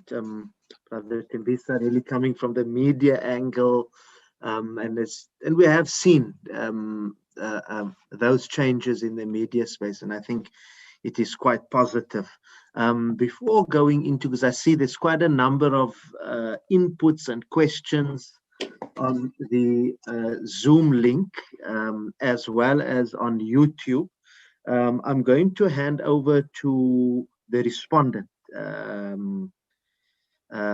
Brother Naeem Jina. He's going to respond to the inputs. I'm now going to call him. Brother Naeem Jina is the Executive Director of the Afro-Middle Eastern Center in Johannesburg, and he's also a prominent activist for the freedom of Palestine, prominent activist on social justice issues in South Africa, also somebody were sacrificed for the liberation and freedom of South Africa. And I'll call upon Brother Naim Jina to address us and to respond to some of the matters that were raised in the inputs. Thank you. Shukran, Khalid, and thank you to the two foundations that are hosting this event. Let me get straight into it. I have 4 inputs to deal with and to respond to in a very short time. So let me get straight into it. Let me begin with the input by Khalid Mishal. His beginning, I think, really encapsulated for us as South Africans and generally for people of the South what solidarity means. Khalid Mishal began his input with an expression of solidarity for the difficulties that South Africa has been going through, particularly in the past week. Those of us who are South African know that this has been an extremely painful and difficult period for us, especially the past week or just over a week. And the notion that oppressed people express solidarity with each other, that solidarity is not about those who are more privileged giving to those who are less privileged, but those who are people who face difficulty and are oppressed being in solidarity with each other, I think is extremely important. For Palestinians to express solidarity with South Africans highlights this point, and the point that Samora Machel made about international solidarity, that it is not an act of charity, but it is an act of unity between allies fighting on different terrains towards the same objectives. So I just wanted to highlight that I think that as South Africans who, and those of us who are on the panel now, in a sense, all of us, I think this webinar is us taking a break from South Africa in order to focus on something else, on Palestine. As South Africans, this expression of solidarity from occupied, colonized, and oppressed Palestinians, I think is very welcome. I was keen to hear what Khalid Mishal had to say about the ethos of Nelson Mandela as it relates to the Palestinians. I didn't expect that he would talk about what Mandela's ethos meant for a free Palestine, and in that I wasn't surprised. He spoke about what Mandela's ethos means for Palestinians in struggle.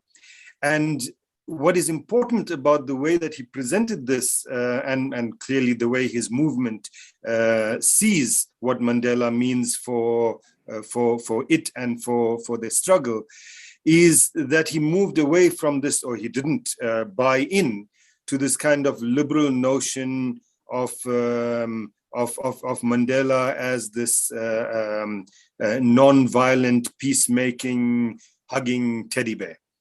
That for him, Mandela was much more than that. That Mandela was, for Mandela, peace was about justice. For Mandela, achieving peace was about resistance. And let me, you know, it brought to mind a quote from Mandela around the issue of resistance. And we know, of course, that Mandela was imprisoned because he was a founder of Umkhonto we Sizwe, the armed wing of the African National Congress.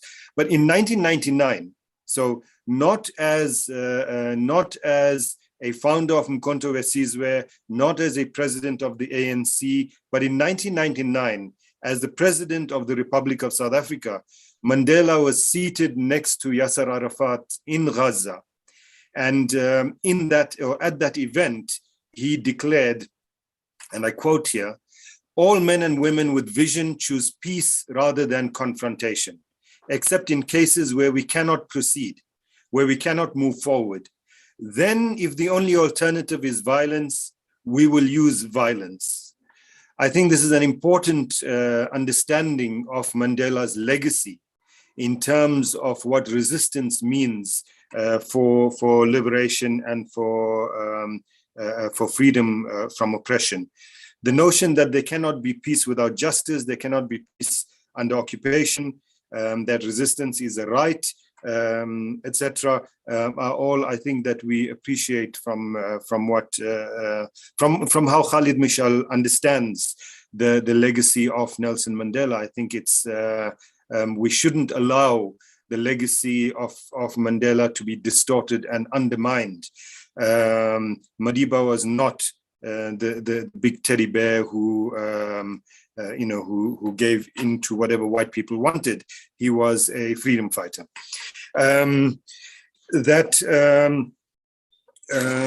He also made important points about the difference between the Palestinian and South African struggle. Of course, that in the Palestinian struggle, for example, the idea is not to just subjugate Palestinians, as was the case in South Africa with Black people, but in fact to remove them and to remove them completely.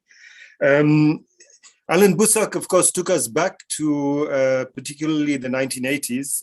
For some of us, a nostalgic journey, Reverend Busak. I want to raise one or 2 points, though, about what was said. Firstly, the notion of unity in struggle and unity in the ranks of the oppressed.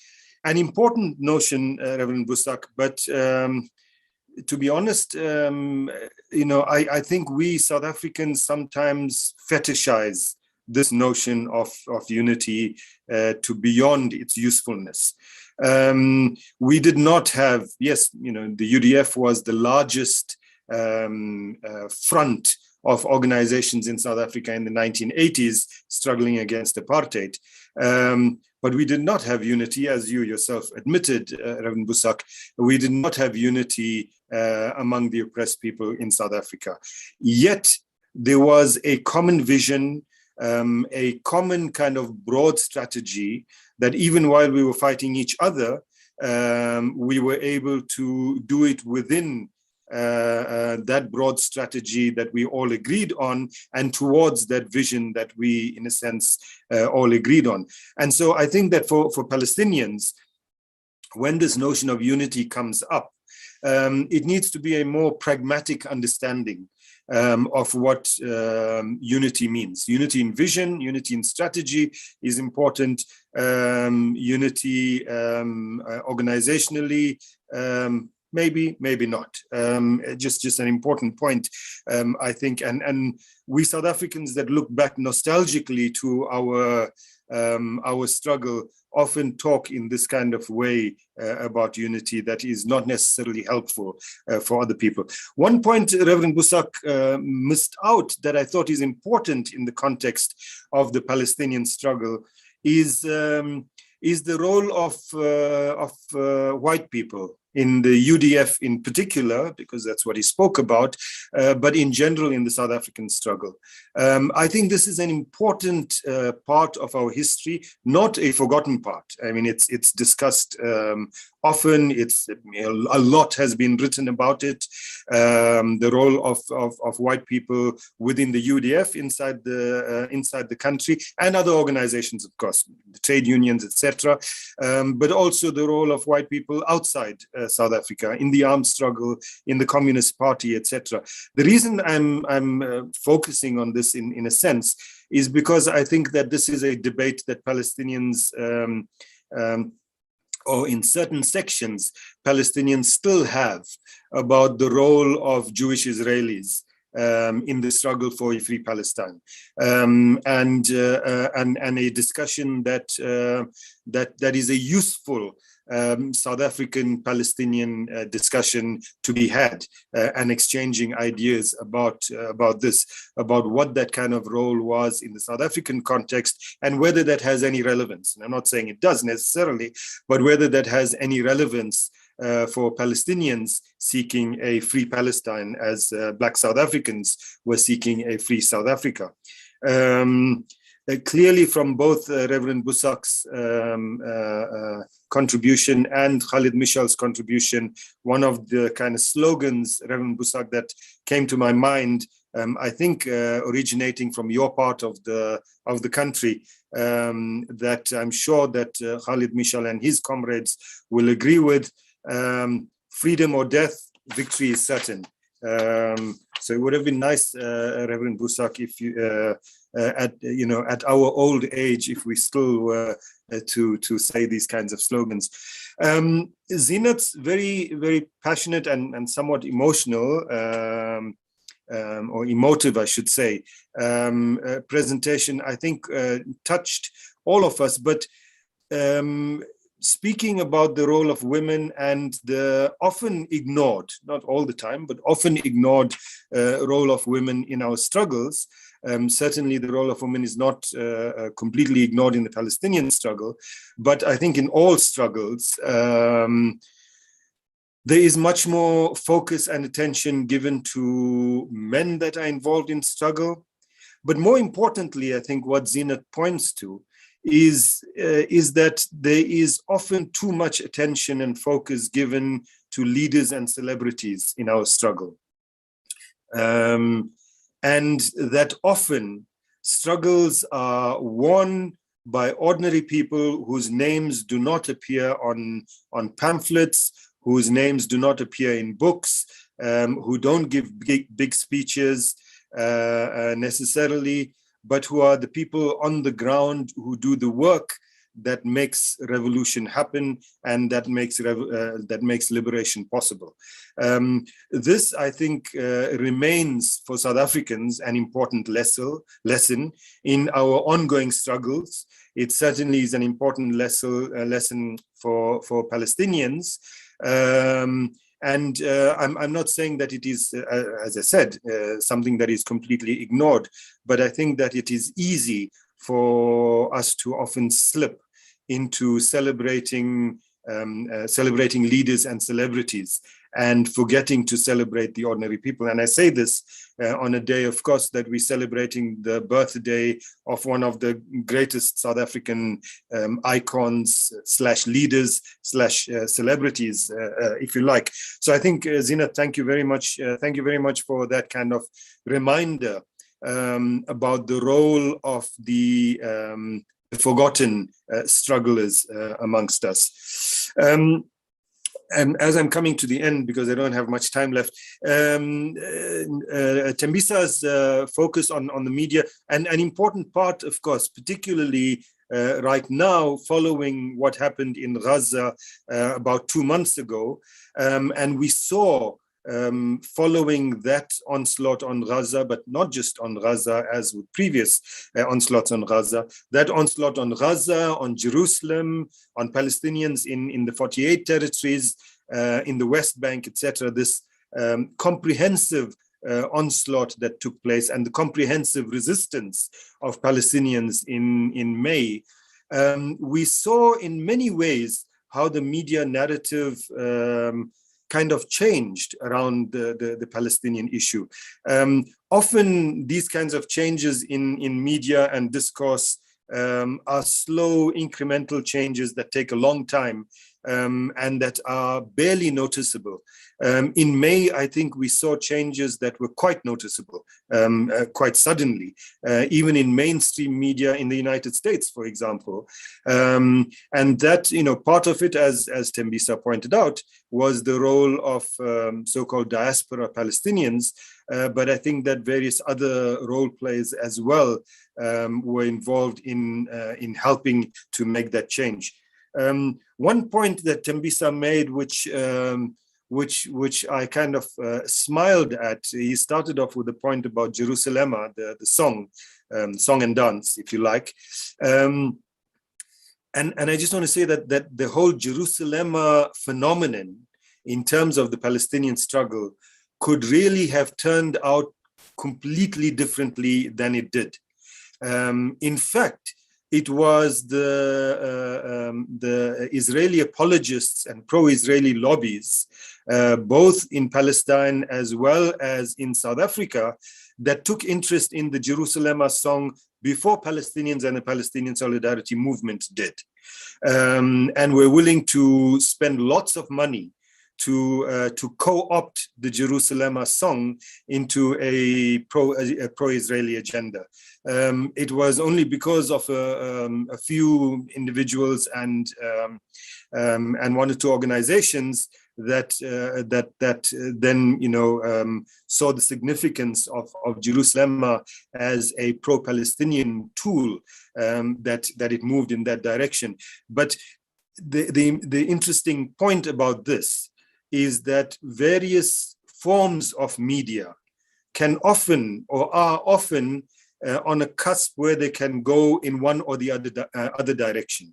And it is often complacency that allows them to be misused in the cause of oppression rather than in the cause of liberation. And finally, my last point about Tembisa's input and the issue of the media is, despite what we've said about how the media narrative might be changing post the attacks of May 2 months ago, let us remember that in terms of social media, which Tembisa spoke much about, Facebook, YouTube, Twitter, Zoom, all of these remain very pro-Israeli.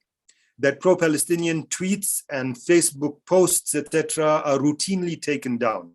That it was not too long ago, certainly before May, but not too long ago, when neither Zoom nor Facebook nor YouTube would allow webinars that featured Leila Khalid on them. That these forms of media, even if we talk about social media as being more democratized because more people have a voice in them, that they remain resolutely anti-Palestinian.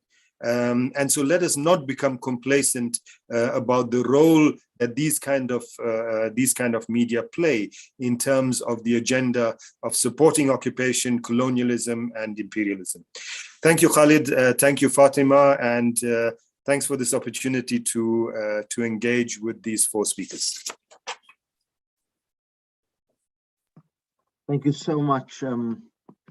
Thank you so much to Naeem for the responses. I think quite a comprehensive response, and I think really getting us into a space also of reality, of understanding the current material conditions, even the reality of our struggle in South Africa and the nuances. I think a very, very nuanced response, because I think nuance is important if we ought to craft our way forward in terms of struggle.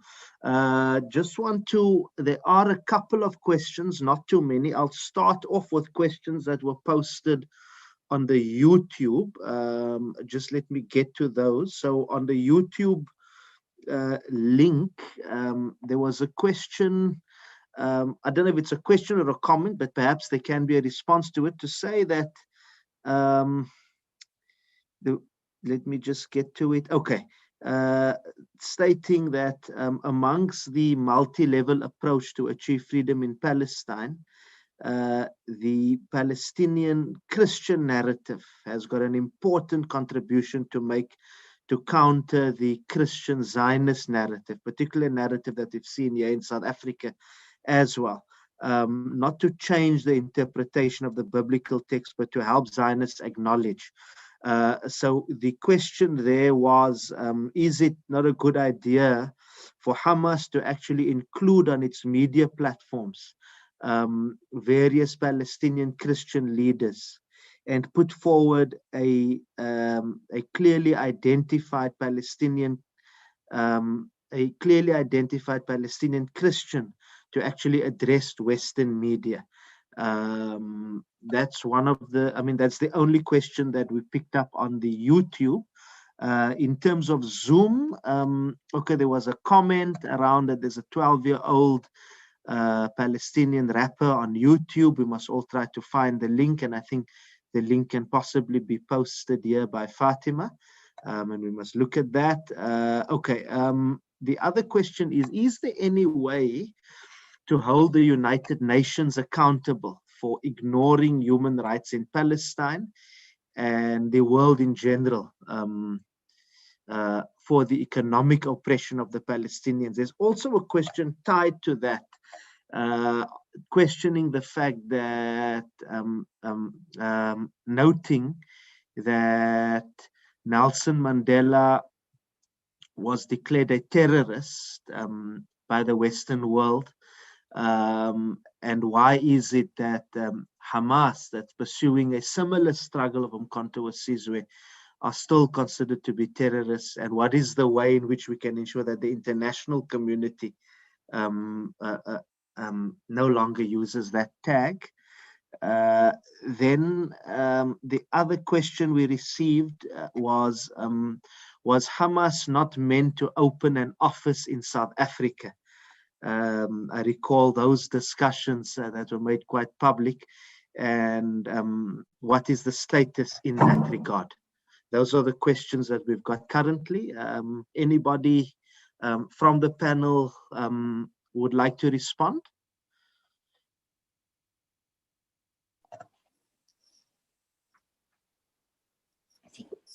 Sorry, I think for the ones directed to Hamas, I will send it to them and then we can get the responses. But I think also what we can do is, I think it would be also interesting for the panel to also reflect on it as well. I think if they would like to reflect, they're more than welcome. So if we could start off, anybody wants to kick us off with the response? Khalid, let me just say something quickly. I need to go because I need to join a national prayer service for the country, and they have started at noon already. So my excuses for not being able to respond fully. I would like to have said something about what Naeem Jinnah had said about the United Democratic Front in those times, but we don't have time. Let me just say that I think the idea that Hamas should find a clear Christian voice in Palestine would be very, very helpful indeed. The World Communion of Reformed Churches, of which I am a part and whose president I used to be in the 1980s, have these series of conversations about the situation in the world now under the impact of the coronavirus. But we met with Middle Eastern people the other day, and young Christians from churches in Syria and Lebanon and Palestine and Gaza and so forth. And they have put forward a very, very persuasive case for a unity. There goes that word again, Mr. Jinnah, that unity that is needed and that is in fact displayed every single day. And I was thinking, they're all very young, they're all very articulate, and I was thinking how much that would be helpful for people in the West who are within the Christian community to hear those voices and to have those voices amplified. I'm thinking also of the World Council of Churches, who for years now have organized a pilgrimage to Palestine, led by Palestinians once they are there, to sort of counter these Holy Land tours that some of the churches used to do, and to get the information not just from that side of the fence, but also from the heart of the Palestinians themselves. And those pilgrimages bring back young people who changed the narrative, not only within the churches, but in academic institutions, as our brother Tembisa has so eloquently explained. And that is what is needed much more. And those voices have to be strengthened. And so that is what I would like to respond to and support that idea.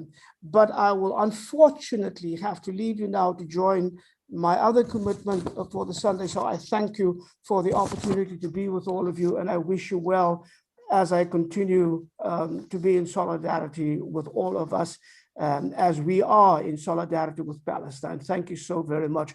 We'll talk again. Thank you very much, Dr. Busak, and we thank you for your time and effort. Yeah, and we pray for your continued health. Thank you. Anybody else who wants to respond, particularly, could we get a response as well on the issue around Hamas and the branding as a terrorist organization, and also the issue around the United Nations, how to hold it accountable? Could we possibly get this? I'm interested, maybe Zenith can respond around the United Nations issue, given her experience in the diplomatic community. Zinat? Shukran, Khalid. I think that if we look at the United Nations, we have to understand that there is a definite requirement for.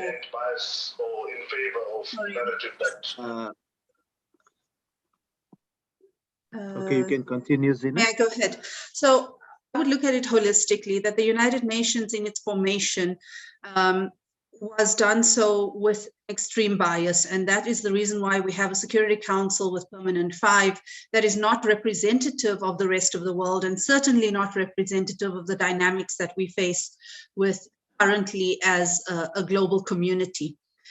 For decades now, as South Africans and including other countries around the world from the global South have been pushing for the reform of the United Nations so that it is more fair, it does take into account the difficulties and the challenges faced by the global South, and it includes and has representation.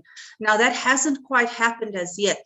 We also need to consider that the United Nations is not just the Security Council and the General Assembly. There are other wings to the United Nations, and in the case of Palestine, UNRWA has been very, very instrumental in addressing some of the atrocities that had taken place. And in fact, when funding was stopped to UNRWA, it had a huge impact on how people in Gaza were able to mitigate against the kind of onslaught from the Zionists. So it is a very complex issue. I do think that there needs to be accountability. And most importantly, there needs to be reform of the United Nations. In addition to that, in this last, in May, there were attempts through the ICC and through international courts and to invoke the Rome Statute in various countries, including in the EU, here in South Africa, to have some investigations into the atrocities that are being perpetrated by the Zionists against the Palestinians and to hold them accountable. The challenge that we faced with that is that the Israelis do not recognize the ICC, and so that puts in play a bit of a difficult situation, but the pressure remains there. For example, in South Africa with the Gaza docket, and reigniting that more recently, the most important thing in trying to have accountability is documentation of those atrocities and identifying people who can come forward and say, this has happened to me, and I would like to hold these perpetrators accountable. So inshallah, it is a long process to have such legal instruments in place, but inshallah, there will be some recourse. Inshallah, shukran for that. Any response perhaps from Tembisa regarding the issue of Hamas and a terrorist organization, given the kind of media discourse that you spoke about, Tembisa?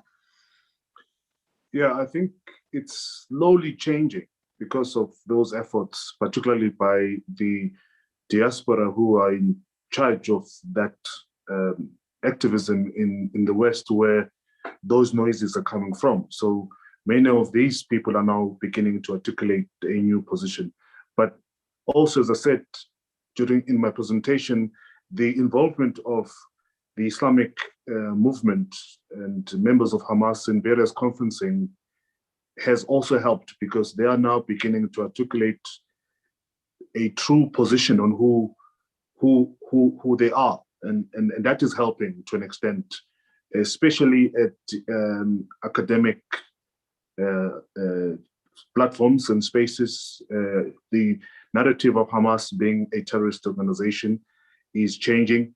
Many people are beginning to interact and deal with Hamas up close. They get to know who these people are, and they can, on a first-hand basis, get to understand that this is not a true portrayal of a terrorist when they meet the activists and members of Hamas, for example. So it is changing, but the fact that we have people representing Hamas also featuring on mainstream media, wearing suits and ties, also helps. That these are not people who are just wearing turbans and carrying AK-47s and shooting people around. That has also continued to help. So I think it's slowly changing in many institutions, and inshallah it will continue to change as Hamas continues to embrace new other positions, which again, there's been problems with Hamas in terms of articulating a new position and in terms of acclimatizing to the realities that are sometimes required by mainstream media in terms of how you do PR, etc. But we see that happening now. They're employing more and more young people who are doing a very good job in terms of, at least fine-tuning their position. So with all of those efforts, I think things will change, inshallah. Thank you so much, Brother Tembisa, for that response. I think quite a comprehensive response. I just want to possibly get Brother Naeem to respond, not that he's a representative of government or anything, but as a commentator and as an analyst, just to respond possibly to the question around the status of the Hamas office in South Africa, and in his view, what could be the rationale as to why the office is not here yet? If you could maybe just, maybe just touch on that, Brother Naeem. Khalid, what makes you think that's a question I'd be able to answer? Firstly, I'm not in government, but I'm not even in the ANC. And the agreement about the office was made between Hamas and the ANC. Subsequently, the ANC came under substantial attack for that decision, or that offer actually, that was made at the time by Gwede Mantashe to Hamas. And the pressure on the ANC to not allow Hamas to open an office came actually more from a number of Arab embassies in South Africa than it did from the Israelis or the Americans or anyone else. Whether Hamas is still going to open an office or not remains to be seen. I think the past year has been a difficult year for everyone in terms of traveling, etc. So we'll see when things kind of normalize whether that's still going to happen or not. But it's been 3 or 4 years, and there's been no progress on that. So I don't know whether that still is part of the plan. I do know that they have a much more significant focus on the African continent now than they did about 5 years ago. But whether that means that they're still looking at opening an office in South Africa, I don't know, we'll see. But let me speak to one other point, Khalid. The question about holding the UN responsible reminded me of one other point I wanted to make in my response. And that is that none of the South Africans on this panel actually spoke about what South Africa's responsibility is in terms of the Mandela ethos in supporting the Palestinian struggle. Mandela's notion of international solidarity, Mandela's support, even as I quoted, in 1999 for Palestinian armed struggle, or the term he used, violence. What obligation does that place on us as South Africans? What obligation does that place on our government in its support of the Palestinian people, both as a state locally, but also in terms of international fora like the United Nations, the African Union, etc. And I think that this is, for us South Africans, this is a critical and an important question. So yes, one of the things South Africa currently is doing is that it has finally, 26 years after our first democratic elections, has finally decided at cabinet level, and is going to be approved in Parliament, to sign and ratify the Convention on the Suppression and Punishment of the Crime of Apartheid. This is a good step. Of course, it should have been done in 1994, but it is a good step, and it is a good step in making the point that for South Africa, the state that was quintessentially apartheid, that for South Africa, the understanding is that apartheid continues to exist in other parts of the world, and certainly one of the targets of that will be the Israeli state. So I think that this is a good first step in that regard.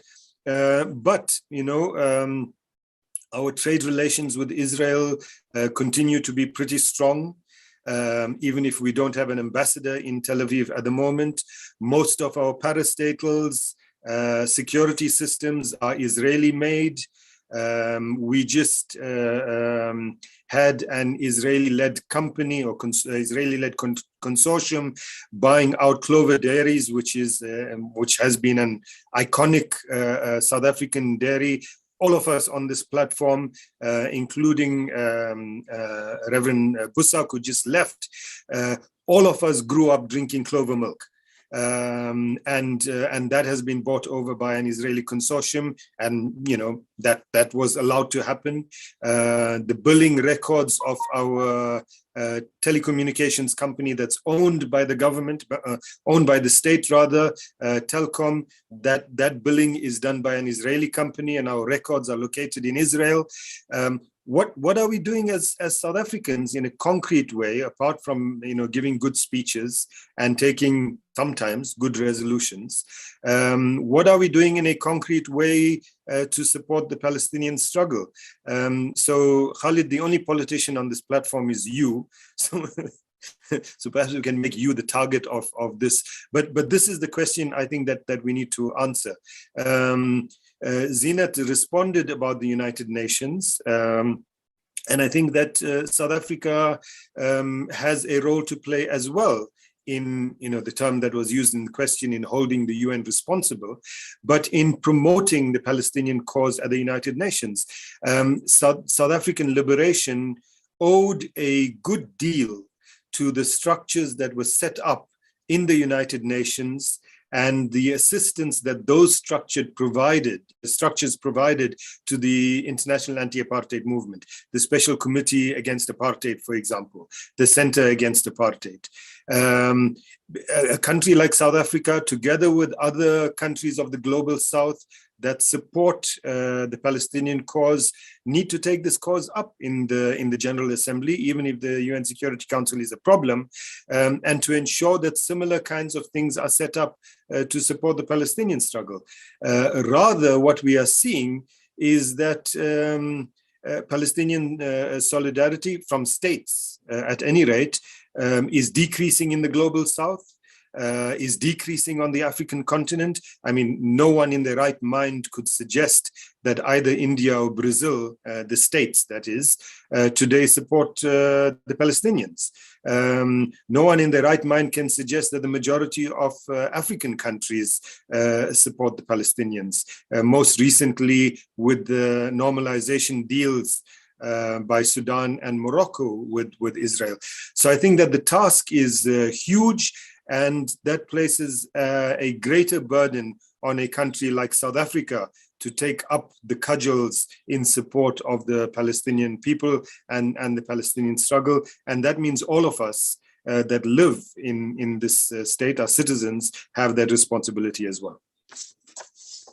Thank you so much, Naeem. I think very important that you've alluded very clearly to the responsibility not only of South Africans, but ourselves who are in political office as well, because it's not enough making flowery speeches, standing in marches, but then not fighting the practical fight in the site of struggle in which we do find ourselves. So I think that's an important message that must most certainly be taken forward, particularly given the kind of influence and presence that the apartheid state has got in South Africa, the apartheid that Israel has in South Africa, which you've just mentioned now, and on the continent. We've also got another member of parliament here as well, Hanif Hendricks, who I'm sure will also take up quite a few of the issues at the national level.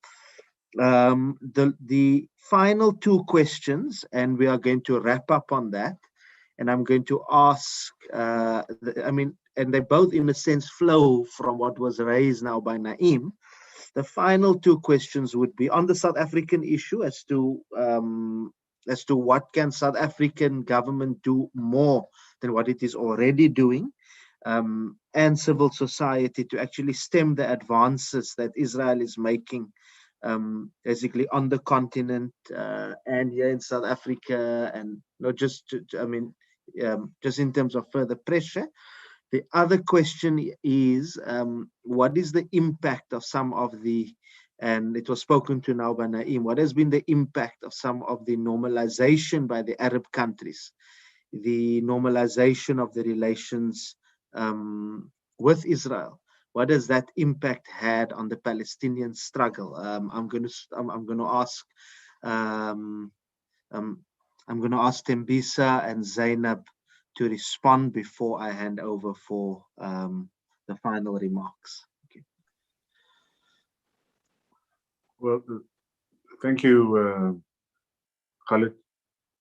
I think the normalization has had a very negative impact on the Palestinian cause, because it continues to encourage others, and it's important because the country that has led this is the United Arab Emirates, which has, well, at least before some couple of weeks, had a strong sway to Saudi Arabia, and they are also continuing to be a power broker within the GCC, which is also going to have an impact on particularly the financial assistance coming from within Arab countries towards Palestine. Notwithstanding that countries like Qatar have continued to take a standalone position, it's not far-fetched to imagine that they will also feel the pressure not long from now to begin to kind of normalize relations with Israel. And when that happens, it will be a sad day indeed. We have seen that Saudi Arabia has moved, and those attempts are at advanced stage now in terms of normalizing relations. They have not necessarily articulated an official position on when that will happen, but it's all systems goes. They continue to interact politically, socially, and economically with Israel. And we can all assume that Saudi Arabia has normalized relations with Israel, even though they have not necessarily officially articulated the position. And that will indeed put pressure on other countries in the Gulf and indeed in the Middle East, as I've said earlier on, because of the financial muscle that all of these countries combined have. So that will be very sad indeed. But we also must not ignore the role of some of the Palestinians in the strife and the challenges of normalization, particularly people like Mohammed Dahlan, who happens to be one of the senior members within Fatah and PLO, and who's also touted as the next leader of the Fatah if Mr. Abu Mazen and Mahmoud Abbas vacates his position, which he refuses to do. So when that happens, we are likely to see another dynamic within Palestine, bringing at least for now, the main player who is encouraged by many people to maintain that position so that, of course, they can control the Palestinian position and politics, which is Fatah. If that happens and Mohammed Dahlan becomes the leader of the Fatah movement and, of course, rise into being the leader of a PLO, we are facing a serious challenge and an unknown future. So those are the challenges that we see. As long as we have people inside Palestine, or the body politic of the Palestinians in the form of people like Mohammed Dahlan and others within Fatah movement who are working very closely with the United Arab Emirates, which is the architect of this move of normalization, and Saudi Arabia, it's likely that we are going to have another challenging situation in Palestine.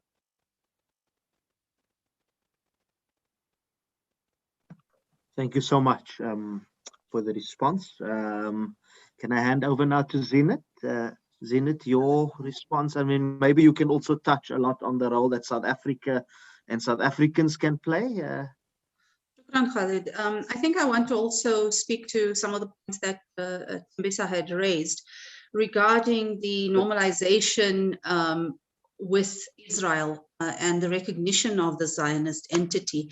Of course, this is exposing the Arab world for what had already been doing in the past. It's not something new, it's just now been made public. What pains me, though, is that we have a number of African countries who have followed suit. And when I look back in history, the Palestinians held such high esteem in Africa and at the African Union, or previously the OAU. We have been losing that kind of dynamic within the AU over the last decade or so. And that is purely due to the Israeli lobby machine that has been put into place and that holds a number of these countries to ransom through economic sanctions or through lucrative economic deals that are taking place. And it becomes very difficult for these African countries to turn away from that. What I think we were supposed to have been discussing today from the topic was the ethos of Nelson Mandela. And if we return to that and to the values and the principles, what we're realizing is that through these normalization deals, those values, the ethos, the principles of human rights, of justice, of equality are being set aside in favor of economic development. And South Africa has held its principled position. And make no mistake that the pressure has been very strong on the South African economy from the Israelis. And Naeem spoke to that we continue to do deals with Israel. Mega millions of deals. And that compromises us in our principle. It compromises us in our ethos and in our drive for justice and equality. Where we need to be working really hard is the counter lobby in Africa. And what South Africa really needs to be doing is to be speaking regularly at the African Union and lobbying our partners in Africa, get them to understanding why the Palestinian question is so critical. It also speaks to who we hold as our friends. If we continue to play in the field with fascists like India and Brazil, how do we expect to hold a moral high ground? And I think this means that we need to question ourselves. Here in South Africa, I think that our solidarity movement is very strong. We continue to apply pressure on government, and government has tried to take the right kind of decisions. There are still some areas where I think we could be stronger and where we could be leading. And we need to continue to examine that. But what we also have to be conscious of is the surveillance state. We need to be conscious of the intelligence mechanisms that have been put in play in our own communities, and to be wary of collaborators who may be here in South Africa, but also of those who are acting in the rest of the world against the very principles and values that we stand for. Shukran. Shukran so much, Afwan, for that input, and I think very, very important. What I'm going to do, just as we are now closing, is to get each speaker, each panelist, just to give us their closing remarks, final message, very, very brief. And then straight after that, to hand over to Fatima for a very, very brief vote of thanks. So I'm going to start with Naeem, then I'm going to hand over to Tembisa, and then to Zinat, and then thereafter Fatima. Thank you so much. Shukran, Khalid, but I think I've said everything I wanted to say. Shukran so much. Brother Tembisa. Thank you very much, Khalid and the organizers, and thanks for inviting me. It's been a very good meeting for all of us. Shukran. Thank you so much, Brother Tembisa. Sister Zinat. Just a special thanks to Fatima for arranging all of this. Shukran to all the panelists, and inshallah we continue the revolutionary spirit that we are commemorating today. Jazakallahu khair. Barakallahu fikum. Fatima, your vote of thanks or final remarks on behalf of the hosts? Yes, thank you, Khalid, for being such an astute moderator for our webinar this morning. We apologize to everybody for going over time, that not everybody could stay and remain for the webinar and the questions section of our webinar, but a deep, deep, deep gratitude to each and every panelist who have given absolutely valuable input on this issue and eye-opening as well.